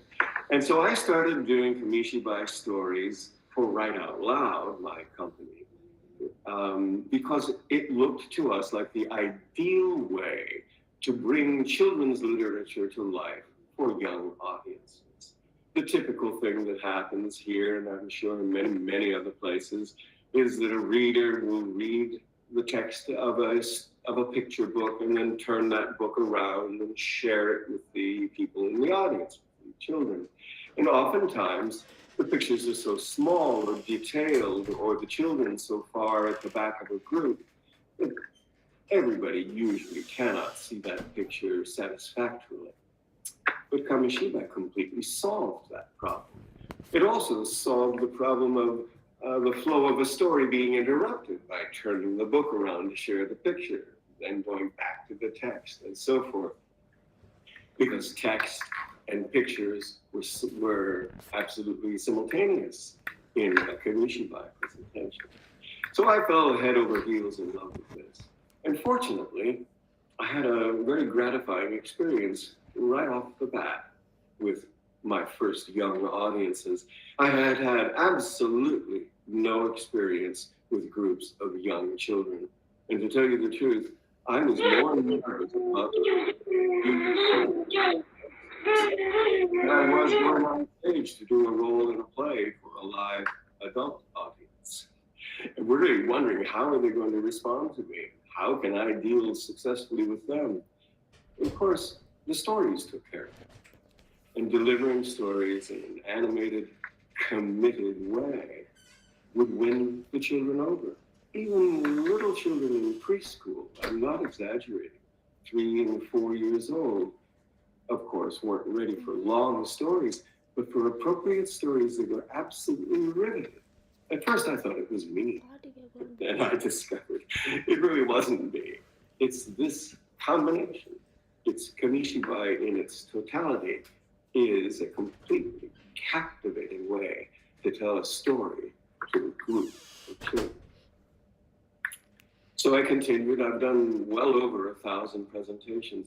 That is a 30 to 45 minute program of several stories and conversation, questions and answers with young children since I began in about 2010. COVID, of course, had interrupted that, but not completely. And now we're coming back. I'm getting busier and busier again, which I hope endures. So that's my story, and I recommend it to you. I'm not a teacher, so I won't try to speak with the voice of an educationist, or what we would call a teacher or an educator, but rather just someone who has had these particular experiences. And I recommend to you Kamishibai as a teaching tool. You can do many, many things. Today, you've seen a range of stories from very, very old folk tales from Japan to this story by Yuma Izuyama, who, by the way, is a fascinating person. Stories would be very useful. She creates Kamishibai stories. She is a Japanese Brazilian American who lives near Boston, Massachusetts. And she has published a bunch of stories, which I love. And this was one she very kindly gave me permission to show it to you, to share it with you. And I think that's really what I wanted to impart to you. If you have any questions for me later, I'd be happy to try to answer. Thank you for taking us.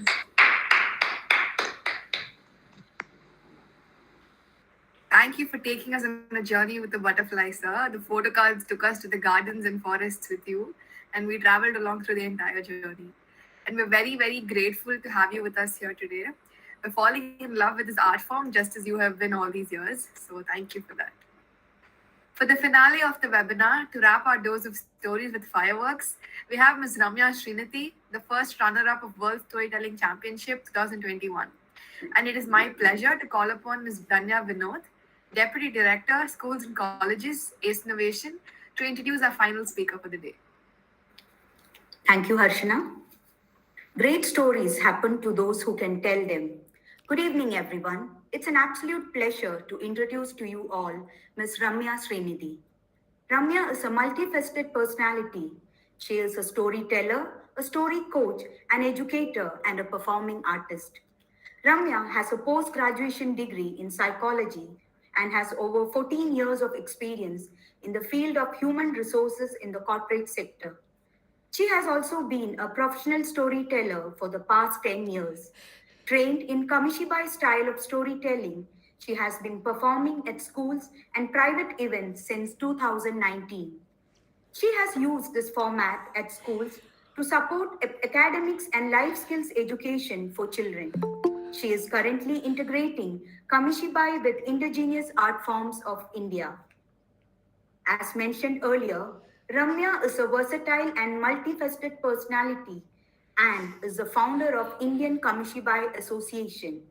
This association is a cohesive group of like-minded storytellers who are passionate about sharing stories in the Kamishibai style and was a brainchild of Ramya, and she founded the same in December 2021.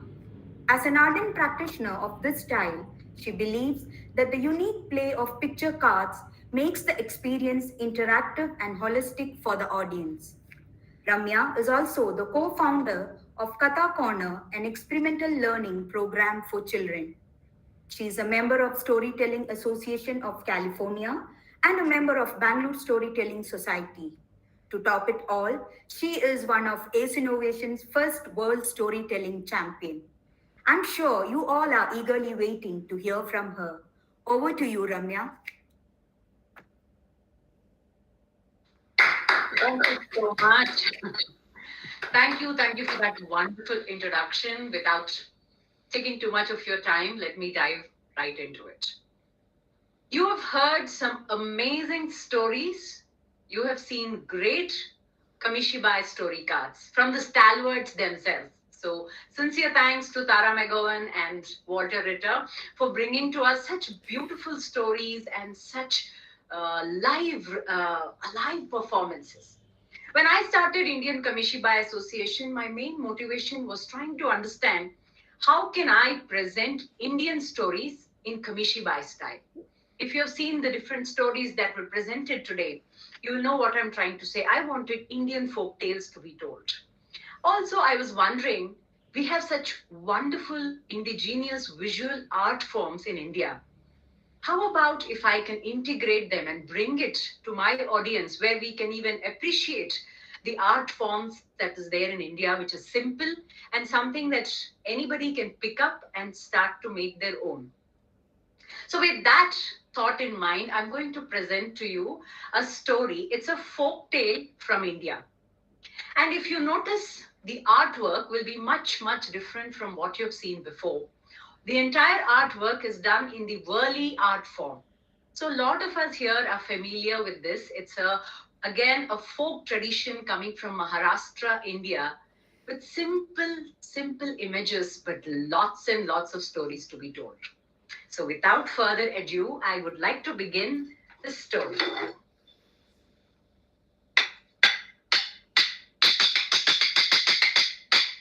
Mukashi, Mukashi.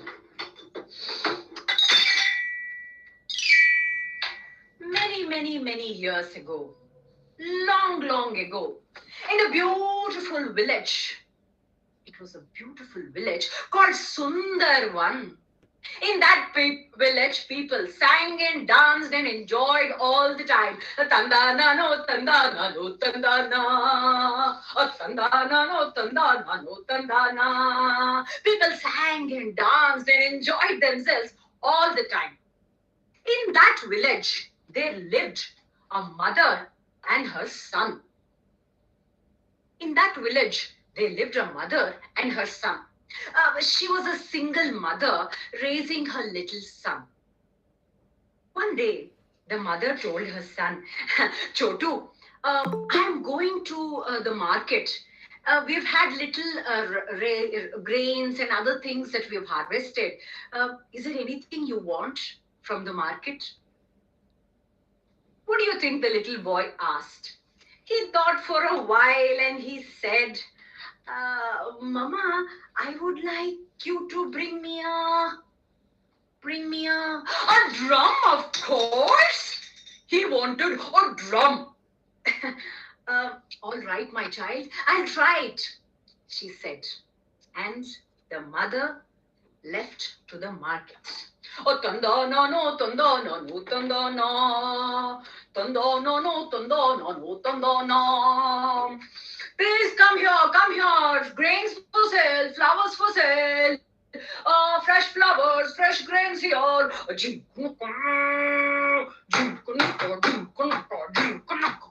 It was a marketplace. People had come to sell their grains, their produce, their cloths, and some people were even pounding. They were pounding flour. They were pounding grains to make some flour. And the mother walked in.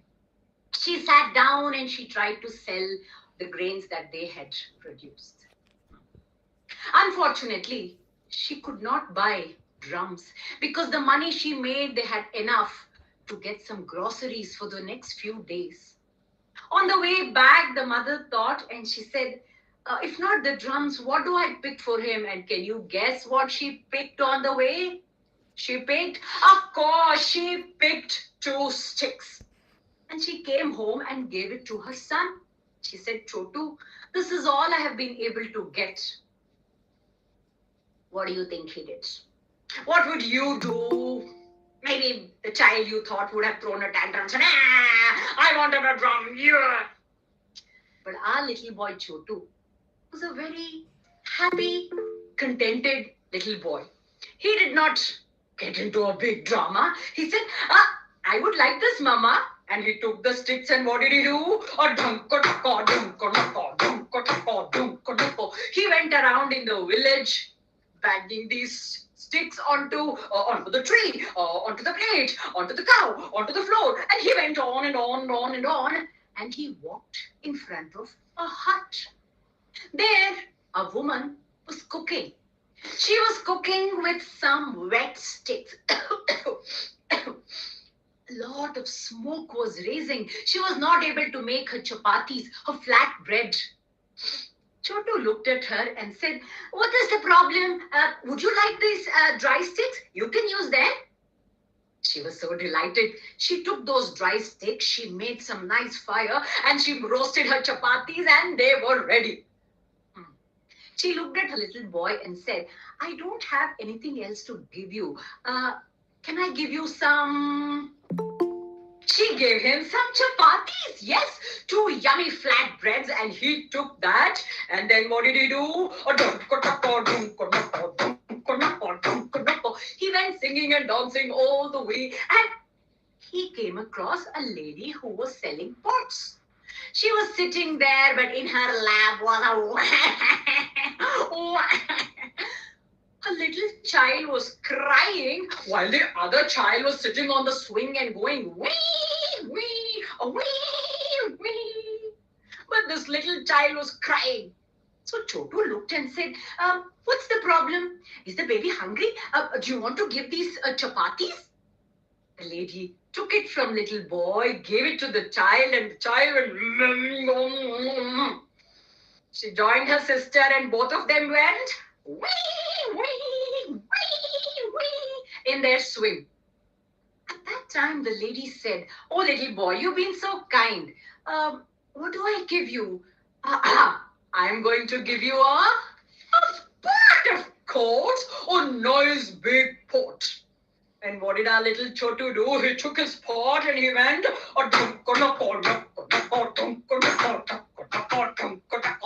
and he went around singing and dancing. And there in the outskirts of the village, there was a washerman. He was pulling water from the well and pouring it to the bucket, and his wife was going, she was washing clothes, and crack, she broke the pot. At this, the washerman looked at his wife and went, "You are so useless, you are so careless." A little Chotu who was passing by said, "What's the matter? Would you want this pot? I can give it to you." The lady was delighted to take that pot. She looked around and said, "What can I give you, little boy?" Why don't I give you?" What do you think she gave him?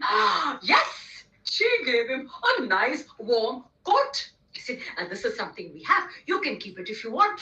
And what did our little boy do? He took the coat, put it on his shoulder, and he went.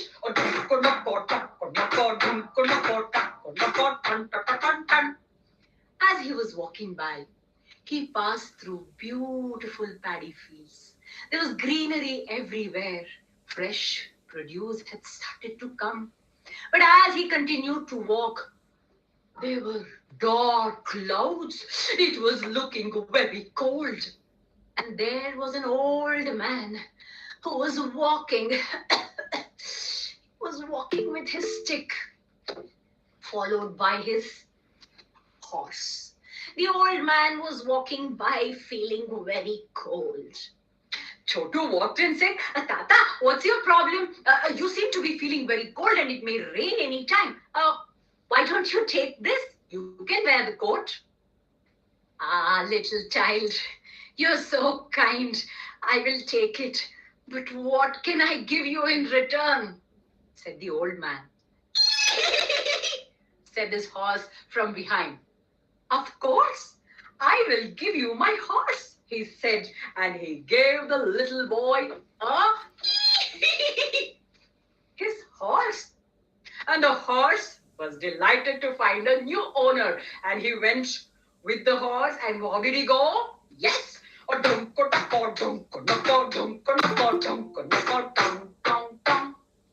As he was walking by, Chotu and the horse were delightedly walking in the village. Just then, pam, pam, pam, pam, pam, pam, pam, pam, dum, dum, dum, dum, pam, pam, pam, pam, pam, pam, pam, pam, dum, dum, dum, dum, dum, dum. There was a wedding procession. Yes, there was a beautiful bride who was sitting, dressed in her red sari and a golden veil, carried in a palanquin, and she was looking charming as ever. But the groom, I tell you, was a little cross. He was not very happy. No, he did love his beautiful wife, but where is my horse? He said. What do you think? I'm going to walk all the way in the procession? I thought I'm going to be given a horse, huh? He said. Well, just then, Chotu and the horse, who were enjoying the music, looking at the dum, dum, dum, dum. He said, if you want, I can give you my horse. Oh, I love those drums. You can keep the horse, of course, he said. The groom was delighted. He mounted on his horse, ready to go. He looked at the boy and said, I have been watching you, and you are looking at those drums from the time you entered. What can I give you in return? Would you like me to give the drums? What do you think Chotu did? Yes! And the groom gave the drums to Chotu. And what did our little boy do? Yes, he rushed back home and he dum dum dum dum dum dum dum dum.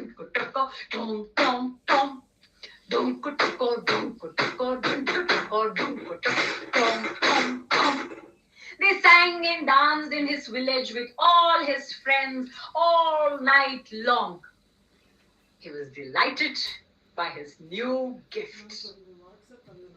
That was the story of the little boy Chotu, the boy who wanted the drums. I hope you enjoyed this little story that I just brought to you. Thank you so much. So if you noticed, if I may say a few words about my story, the pictures, of course, Tara and Walter have demonstrated the techniques, the peekaboo, the slow movement of the cards, the fast movements. So here, I think my whole idea was to integrate this beautiful Japanese art form into Indian stories, into Indian style. If you saw my style of telling, had a lot of songs, a lot of animation. So when you bring this to your children at school, you can talk to them about the art form. This, like I said, comes from Maharashtra. And if you notice, they're very, very simple. They only use circles, triangles, and straight lines. That's it. But there is so much that you can do. So when you work with your children, stories like this, for example, can be used in life skills to talk about the character of the boy, how he was so happy to be giving and receiving, and how it kept adding on and on and on. His joy, his giving nature. And also we can talk about the community living, how the entire village lived like a family. They were always happy, giving and sharing with each other. Stories like this can be used in different ways. It could be used to teach mathematics, science, concepts of history, several things you could use with simple techniques and simple cards that you can make, or you can even make groups. And children, trust me, are extremely, extremely creative. The minute you tell them that, I'm going to give you a story, make you into groups, let's start making cards, they will love and they'll enjoy making it. And you can give them the flexibility to enjoy the story and present it so that they are not only making it, they're learning it, and that's that much more easy to internalize. Yes, with those few words, I would like to end my presentation this evening.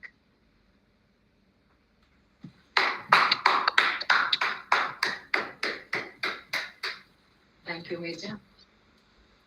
Thank you, Ramya ma'am. We saw Chotu's dream materialize from sticks to drums all in one full circle. And I think I learned how barter system worked even better than how I learned in economics class. So Your expressions and songs and the entire method of storytelling was very beautiful to watch, ma'am. And I think the comment section for all the three speakers are flooded with wonderful comments. So please do check them out. So thank you once again, ma'am. Thank you so much. Every process of learning begins with a question. We'd like to throw the floor open for questions and comments to our speakers. Yeah, hi, this is Maragadam. I'm from Chennai. I would like to know how to use storytelling at the college level, university level. I am from psychology background, though we use it as a metaphor, but still, in regular classes, how do you use storytelling at university and college level? Thank you. Would Ramya or Walter or Tara answer what the question? I can answer somewhat. Okay. After your answer, maybe I could also. I have worked at the university level in a variety of ways. Of course, I work with teachers a lot, so that's one way of working at the university level. The other way that I've seen Kamishibai and storytelling more generally, but I think Kamishibai is particularly effective when you have students who are going to be going into schools, working with children in different ways, or even if they're working with high school students. This is something that they can think about the level, how they want to interact with that audience. Every time you tell a story for a different audience, the story comes out differently. I think anyone who's been a storyteller finds that to be true. And I think this is such an important lesson in learning how to gauge what you say for your audience, really thinking about what their needs are. And that's something that students, certainly in the United States, need more practice with, because they are so often in their machines, their devices, they're not face to face with real people. And knowing how to empathize and think about their audience is a skill that we need throughout life. So that's something that I've done with students, and really people of all ages, but at the university level too, it's a very important skill.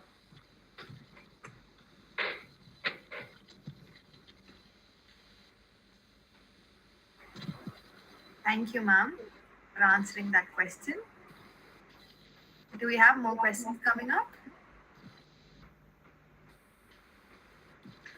If you look at psychology, you have clinical psychology, you have, a lot of maybe social psychology. Storytelling can actually be used in these areas, and they can be used very, very productively. You could also use techniques like what Tara, Walter, and Ramya have shown you for telling, especially for social psychology, the subject. It can be used very, very effectively. And if you look at even, for clinical psychology or even for counseling students, this is a beautiful art form, storytelling. And you can use these, the Kamishibai theaters and these storytelling cards for counseling, because, you take the mind of the student away from their problems, and then they can actually come and tell you more. So there's a lot of it associated with this. And there are courses on this, which we would love to bring to you. If I may add one thing, we will be having a World Kamishibai Forum, and where we are inviting university teachers who use storytelling and Kamishibai in language teaching at the university level. So that's another area where I think storytelling and actually using language in context, and with Kamishibai, because you have the images too, it really helps students who are new to a language to understand the context and the ways that it's used in everyday life.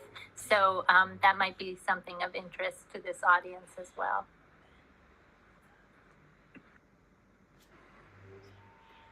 Thank you, ma'am. Ramya, ma'am, would you like to add anything? No, I think I was looking at it more from the expressive arts therapy perspective also. But yeah, I think that's not the university level in terms of students, but more like, this is a beautiful tool in terms of making them express themselves, especially college students who don't want to, they think they know everything, they don't want to talk, they don't want to express, they don't want to mingle. So things like this, just at a very like what we say in psychology, where it's displaced. You're not actually focusing directly. The minute you tell them something, they get very defensive. The doors are closed. So this is a displaced technique where you are talking about something else, and then you open up, like Nina once said, you open up, and then they start opening up. They start communicating. So it's more like that way. Thank you, ma'am. Do we have another question for the speakers? Yes, excuse me, ma'am. I have joined Ramya ma'am's workshop just few weeks before. I'm from Assam, Chayanika. Yes, ma'am. So one thing I would want to ask that the cards, is that printable cards, or we should paint by our hand? This is one, because I have seen today's sessions, all are printable cards in the Kamishibai box, that butai that you have used. So can we draw by ourselves according to the story, the card? So I want to know this, ma'am. I can answer a little bit about that. I use some published cards that are available through an organization called Tamitsubai for Kids in New York. And I had the good fortune to work with the artist, so I like to use his cards to introduce techniques. But the final card the story that I told about the crow is one that I made. And I just use watercolor and ink, pen and ink. You can use all kinds of media. Some people even do collage, Kamishibai. But I think that the important thing is, for me, is when I'm having my students make a story, I make a story with them, because we critique each other and help each other create the story. And children are just really a great audience. They will give you really good advice. So I feel like my story much improved by my interaction with them as they were making their stories. Thank you, ma'am. So if you see the cards I used, Chayanika, these are all handmade and made by me. Yes, And yes. like I said, these early things I have painted on the cardboard sheets by myself. Of course, best way is to create them, and I don't think, I think Walter and Tara will agree with me. It's not about the best painting. It's nothing about, the art has to be so good. It's, you have to begin, you start expressing, you get the idea of how the card moves in your story. That's very important, right? So something that you place here, and here, so you understand how the card moves. So it's beautiful when you create these according to, like I said, we did the storyboarding, and you create these cards. You could use as simple crayons, colors, and there are a lot of story cards which I have created where I have sat down with my children, and we draw, and they just color, and watercolors, crayons. It's very beautiful. It's fun experience to create the cards. So I don't think you have to be a great artist to even attempt to create these cards. Yes, absolutely. Thank you, ma'am. I would just like to add to that, that in Japan, they say you can have really beautiful illustrations, but if the storyteller doesn't bring them to life, the story will be dead. You can have really simple illustrations, but if the storyteller is good and the movements work and they bring them to life, then you have a beautiful story. So it does end up that the storyteller is sort of the most important link to bringing the stories to life. And so that should be the focus more than worrying about the artwork. Thank you, ma'am. Thank you, both of you, for answering the question so beautifully. Can we have the next question? Ms. Walter, sir, would like to say something about these questions? Well, I agree with what Ramya and Tara have been saying. Because I've never created a Kamishibai picture, much less story, entirely on my own, I would lean on their advice before my own. But as a presenter, what Tara was saying is absolutely the case. The storyteller can make uninspired illustrations work beautifully to serve the story.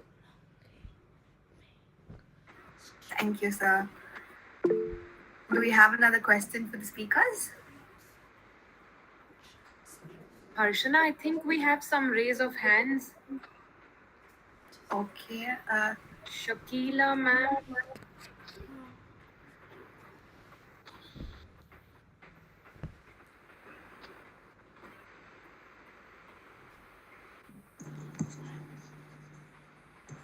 Shakila, ma'am?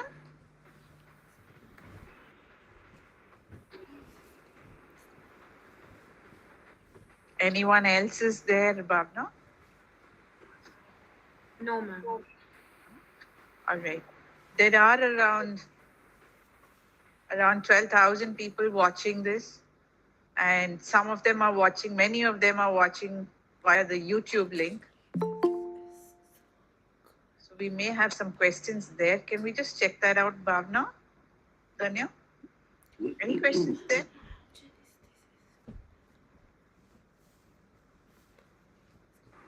I'll just check, ma'am. Okay, let me ask one question before the others, while the others come in. I heard Tara and Ramya, you were singing something right before you started the story. Walter didn't do that, or maybe I missed it, I don't know. But what was that? You mean Mukashi Mukashi? Yes. What does that mean? Tara should be will be the right person to tell me more about it. All right. The Mukashi Mukashi is the way folk tales start in Japan, and it means a long time ago. I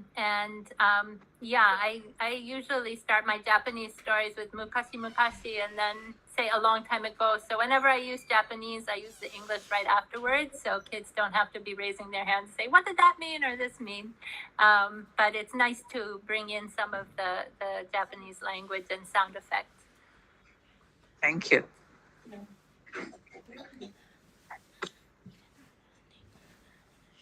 Chainika, one more question? Sorry, no, ma'am.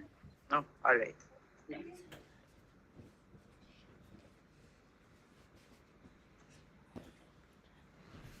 Bhavna, did you check?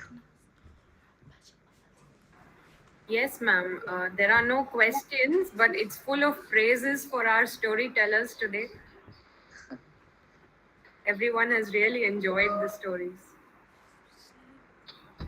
Actually, the Tamil Nadu Teacher Education University, the Kamishibai Association, the Indian Kamishibai Association, along with the blessings from the World Kamishibai Association and ACEnovation, would love to bring to you a series of workshops on Kamishibai. Initially, we planned a 2-day workshop.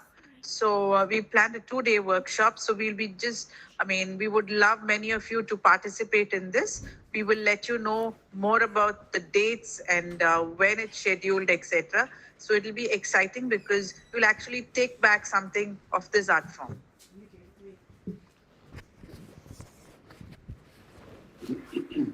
All right. Ashna will continue. Yes, ma'am. And just before we continue, 1 minute. The feedback link which was given, there is some technical issue with the feedback link. So please do not. Yes, please check your WhatsApp number. Okay. I send new link, ma'am. Feedback link. Okay, 1 minute. Just a minute. I'm just posting the new feedback link in just 2 minutes. And please do not use the old one. Certificates will reach you in about 5 days' time. So don't worry about it. And you will get it in 5 days' time because of the huge numbers. All right. So feedback link, use the one which I'm going to post now. And do not use the one posted earlier. Second, the certificates will reach you within 5 days. Thank you. Harshana, over to you. Yes, thank you, ma'am. Can everybody mute themselves? Atish. Yeah.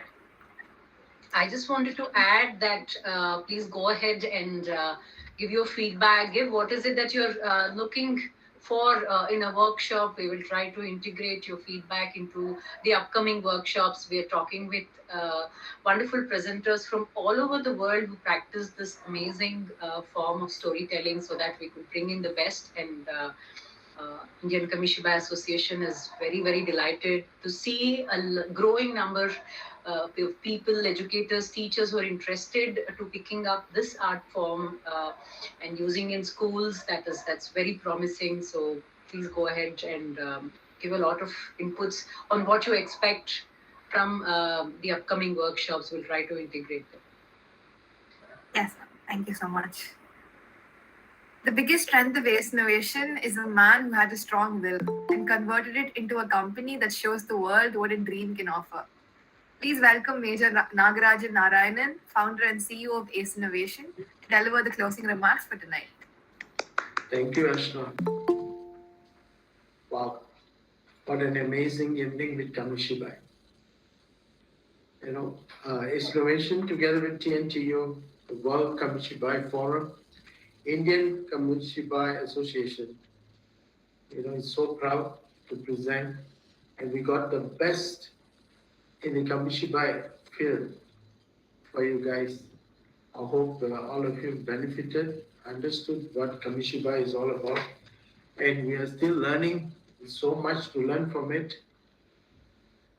I would like to thank Walter. Mr. Walter, it was great showing fantastic butterfly stories. And Ms. Tara, you gave a wonderful explanation from the origin of Kamishibai and Mukashi was something that we learned today. Thank you. Ramya, it was so beautiful. You dressed for the occasion. It was really interesting how you brought the Indian culture into it. I think the audience would have really appreciated it. Thank you. We believe tonight's show would have planted a thought in you to make a paradigm shift in the teaching pedagogy using storytelling techniques. This is a magnificent teaching tool that teaching fraternity can't afford to ignore.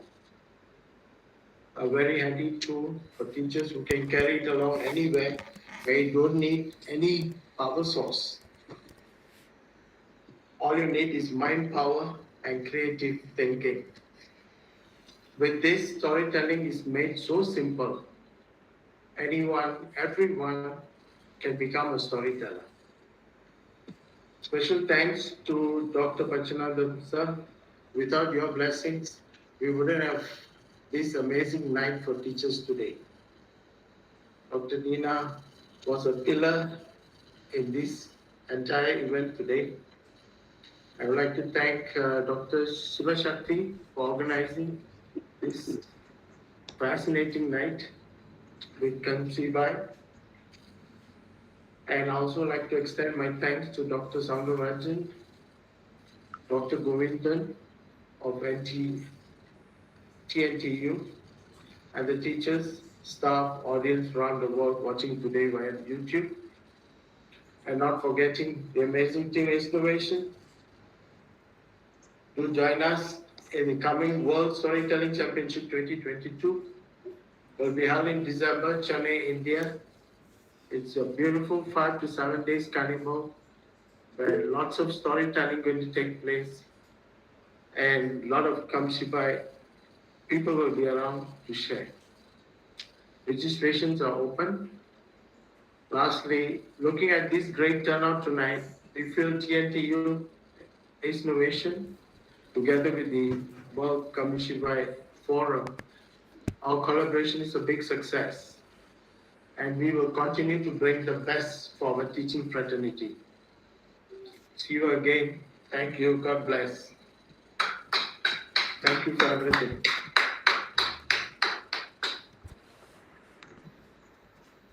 Thank you all for this incredible evening. We hope to see you all soon in the upcoming events and would like to place a gentle reminder that participant registrations are open for our Teachers World Storytelling Championship 2022. And this time it's going to be bigger and the stage is going to be much more grander. There will be an early bird lucky draw in the World Storytelling Championship 2022 for teachers, and it's an exciting chance to win wonderful gifts along with your registration. So please do register at the earliest.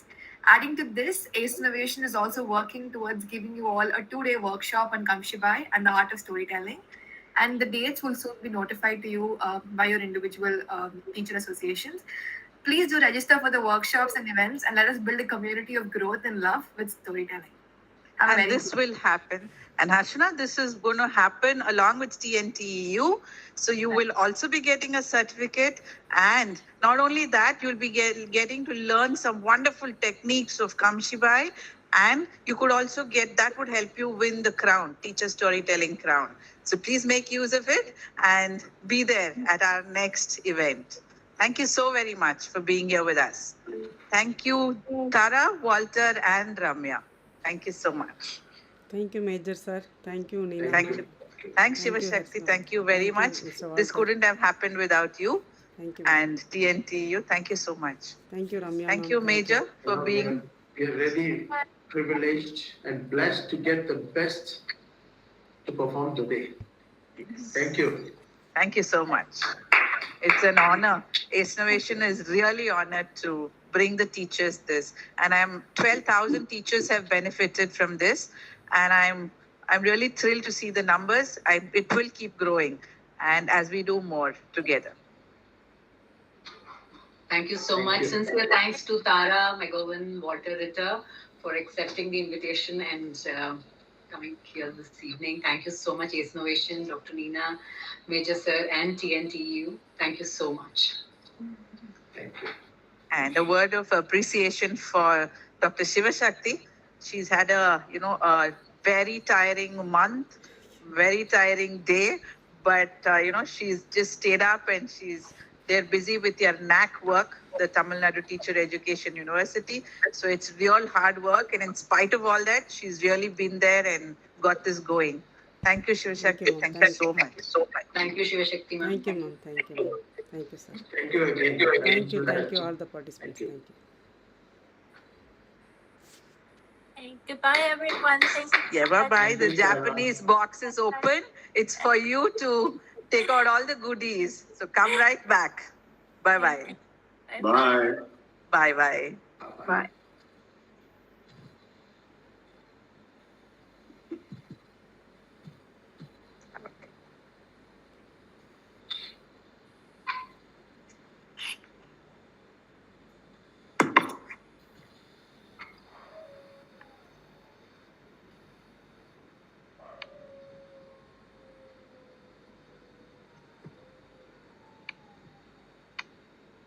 We've had people joining us from Bahrain and from, a lot of places all over.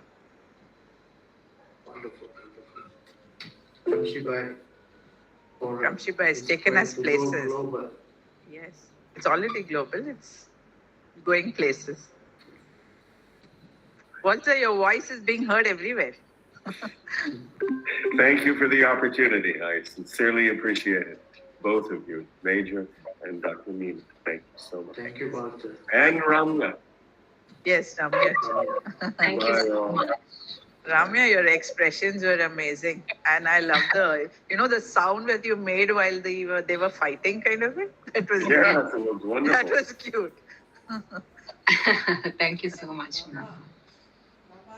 Adios. I just wanted to get the Indian flavor to the Kamishibai telling. That's something I enjoy. So the voice modulation is so important. Yes, it was really nice. So that makes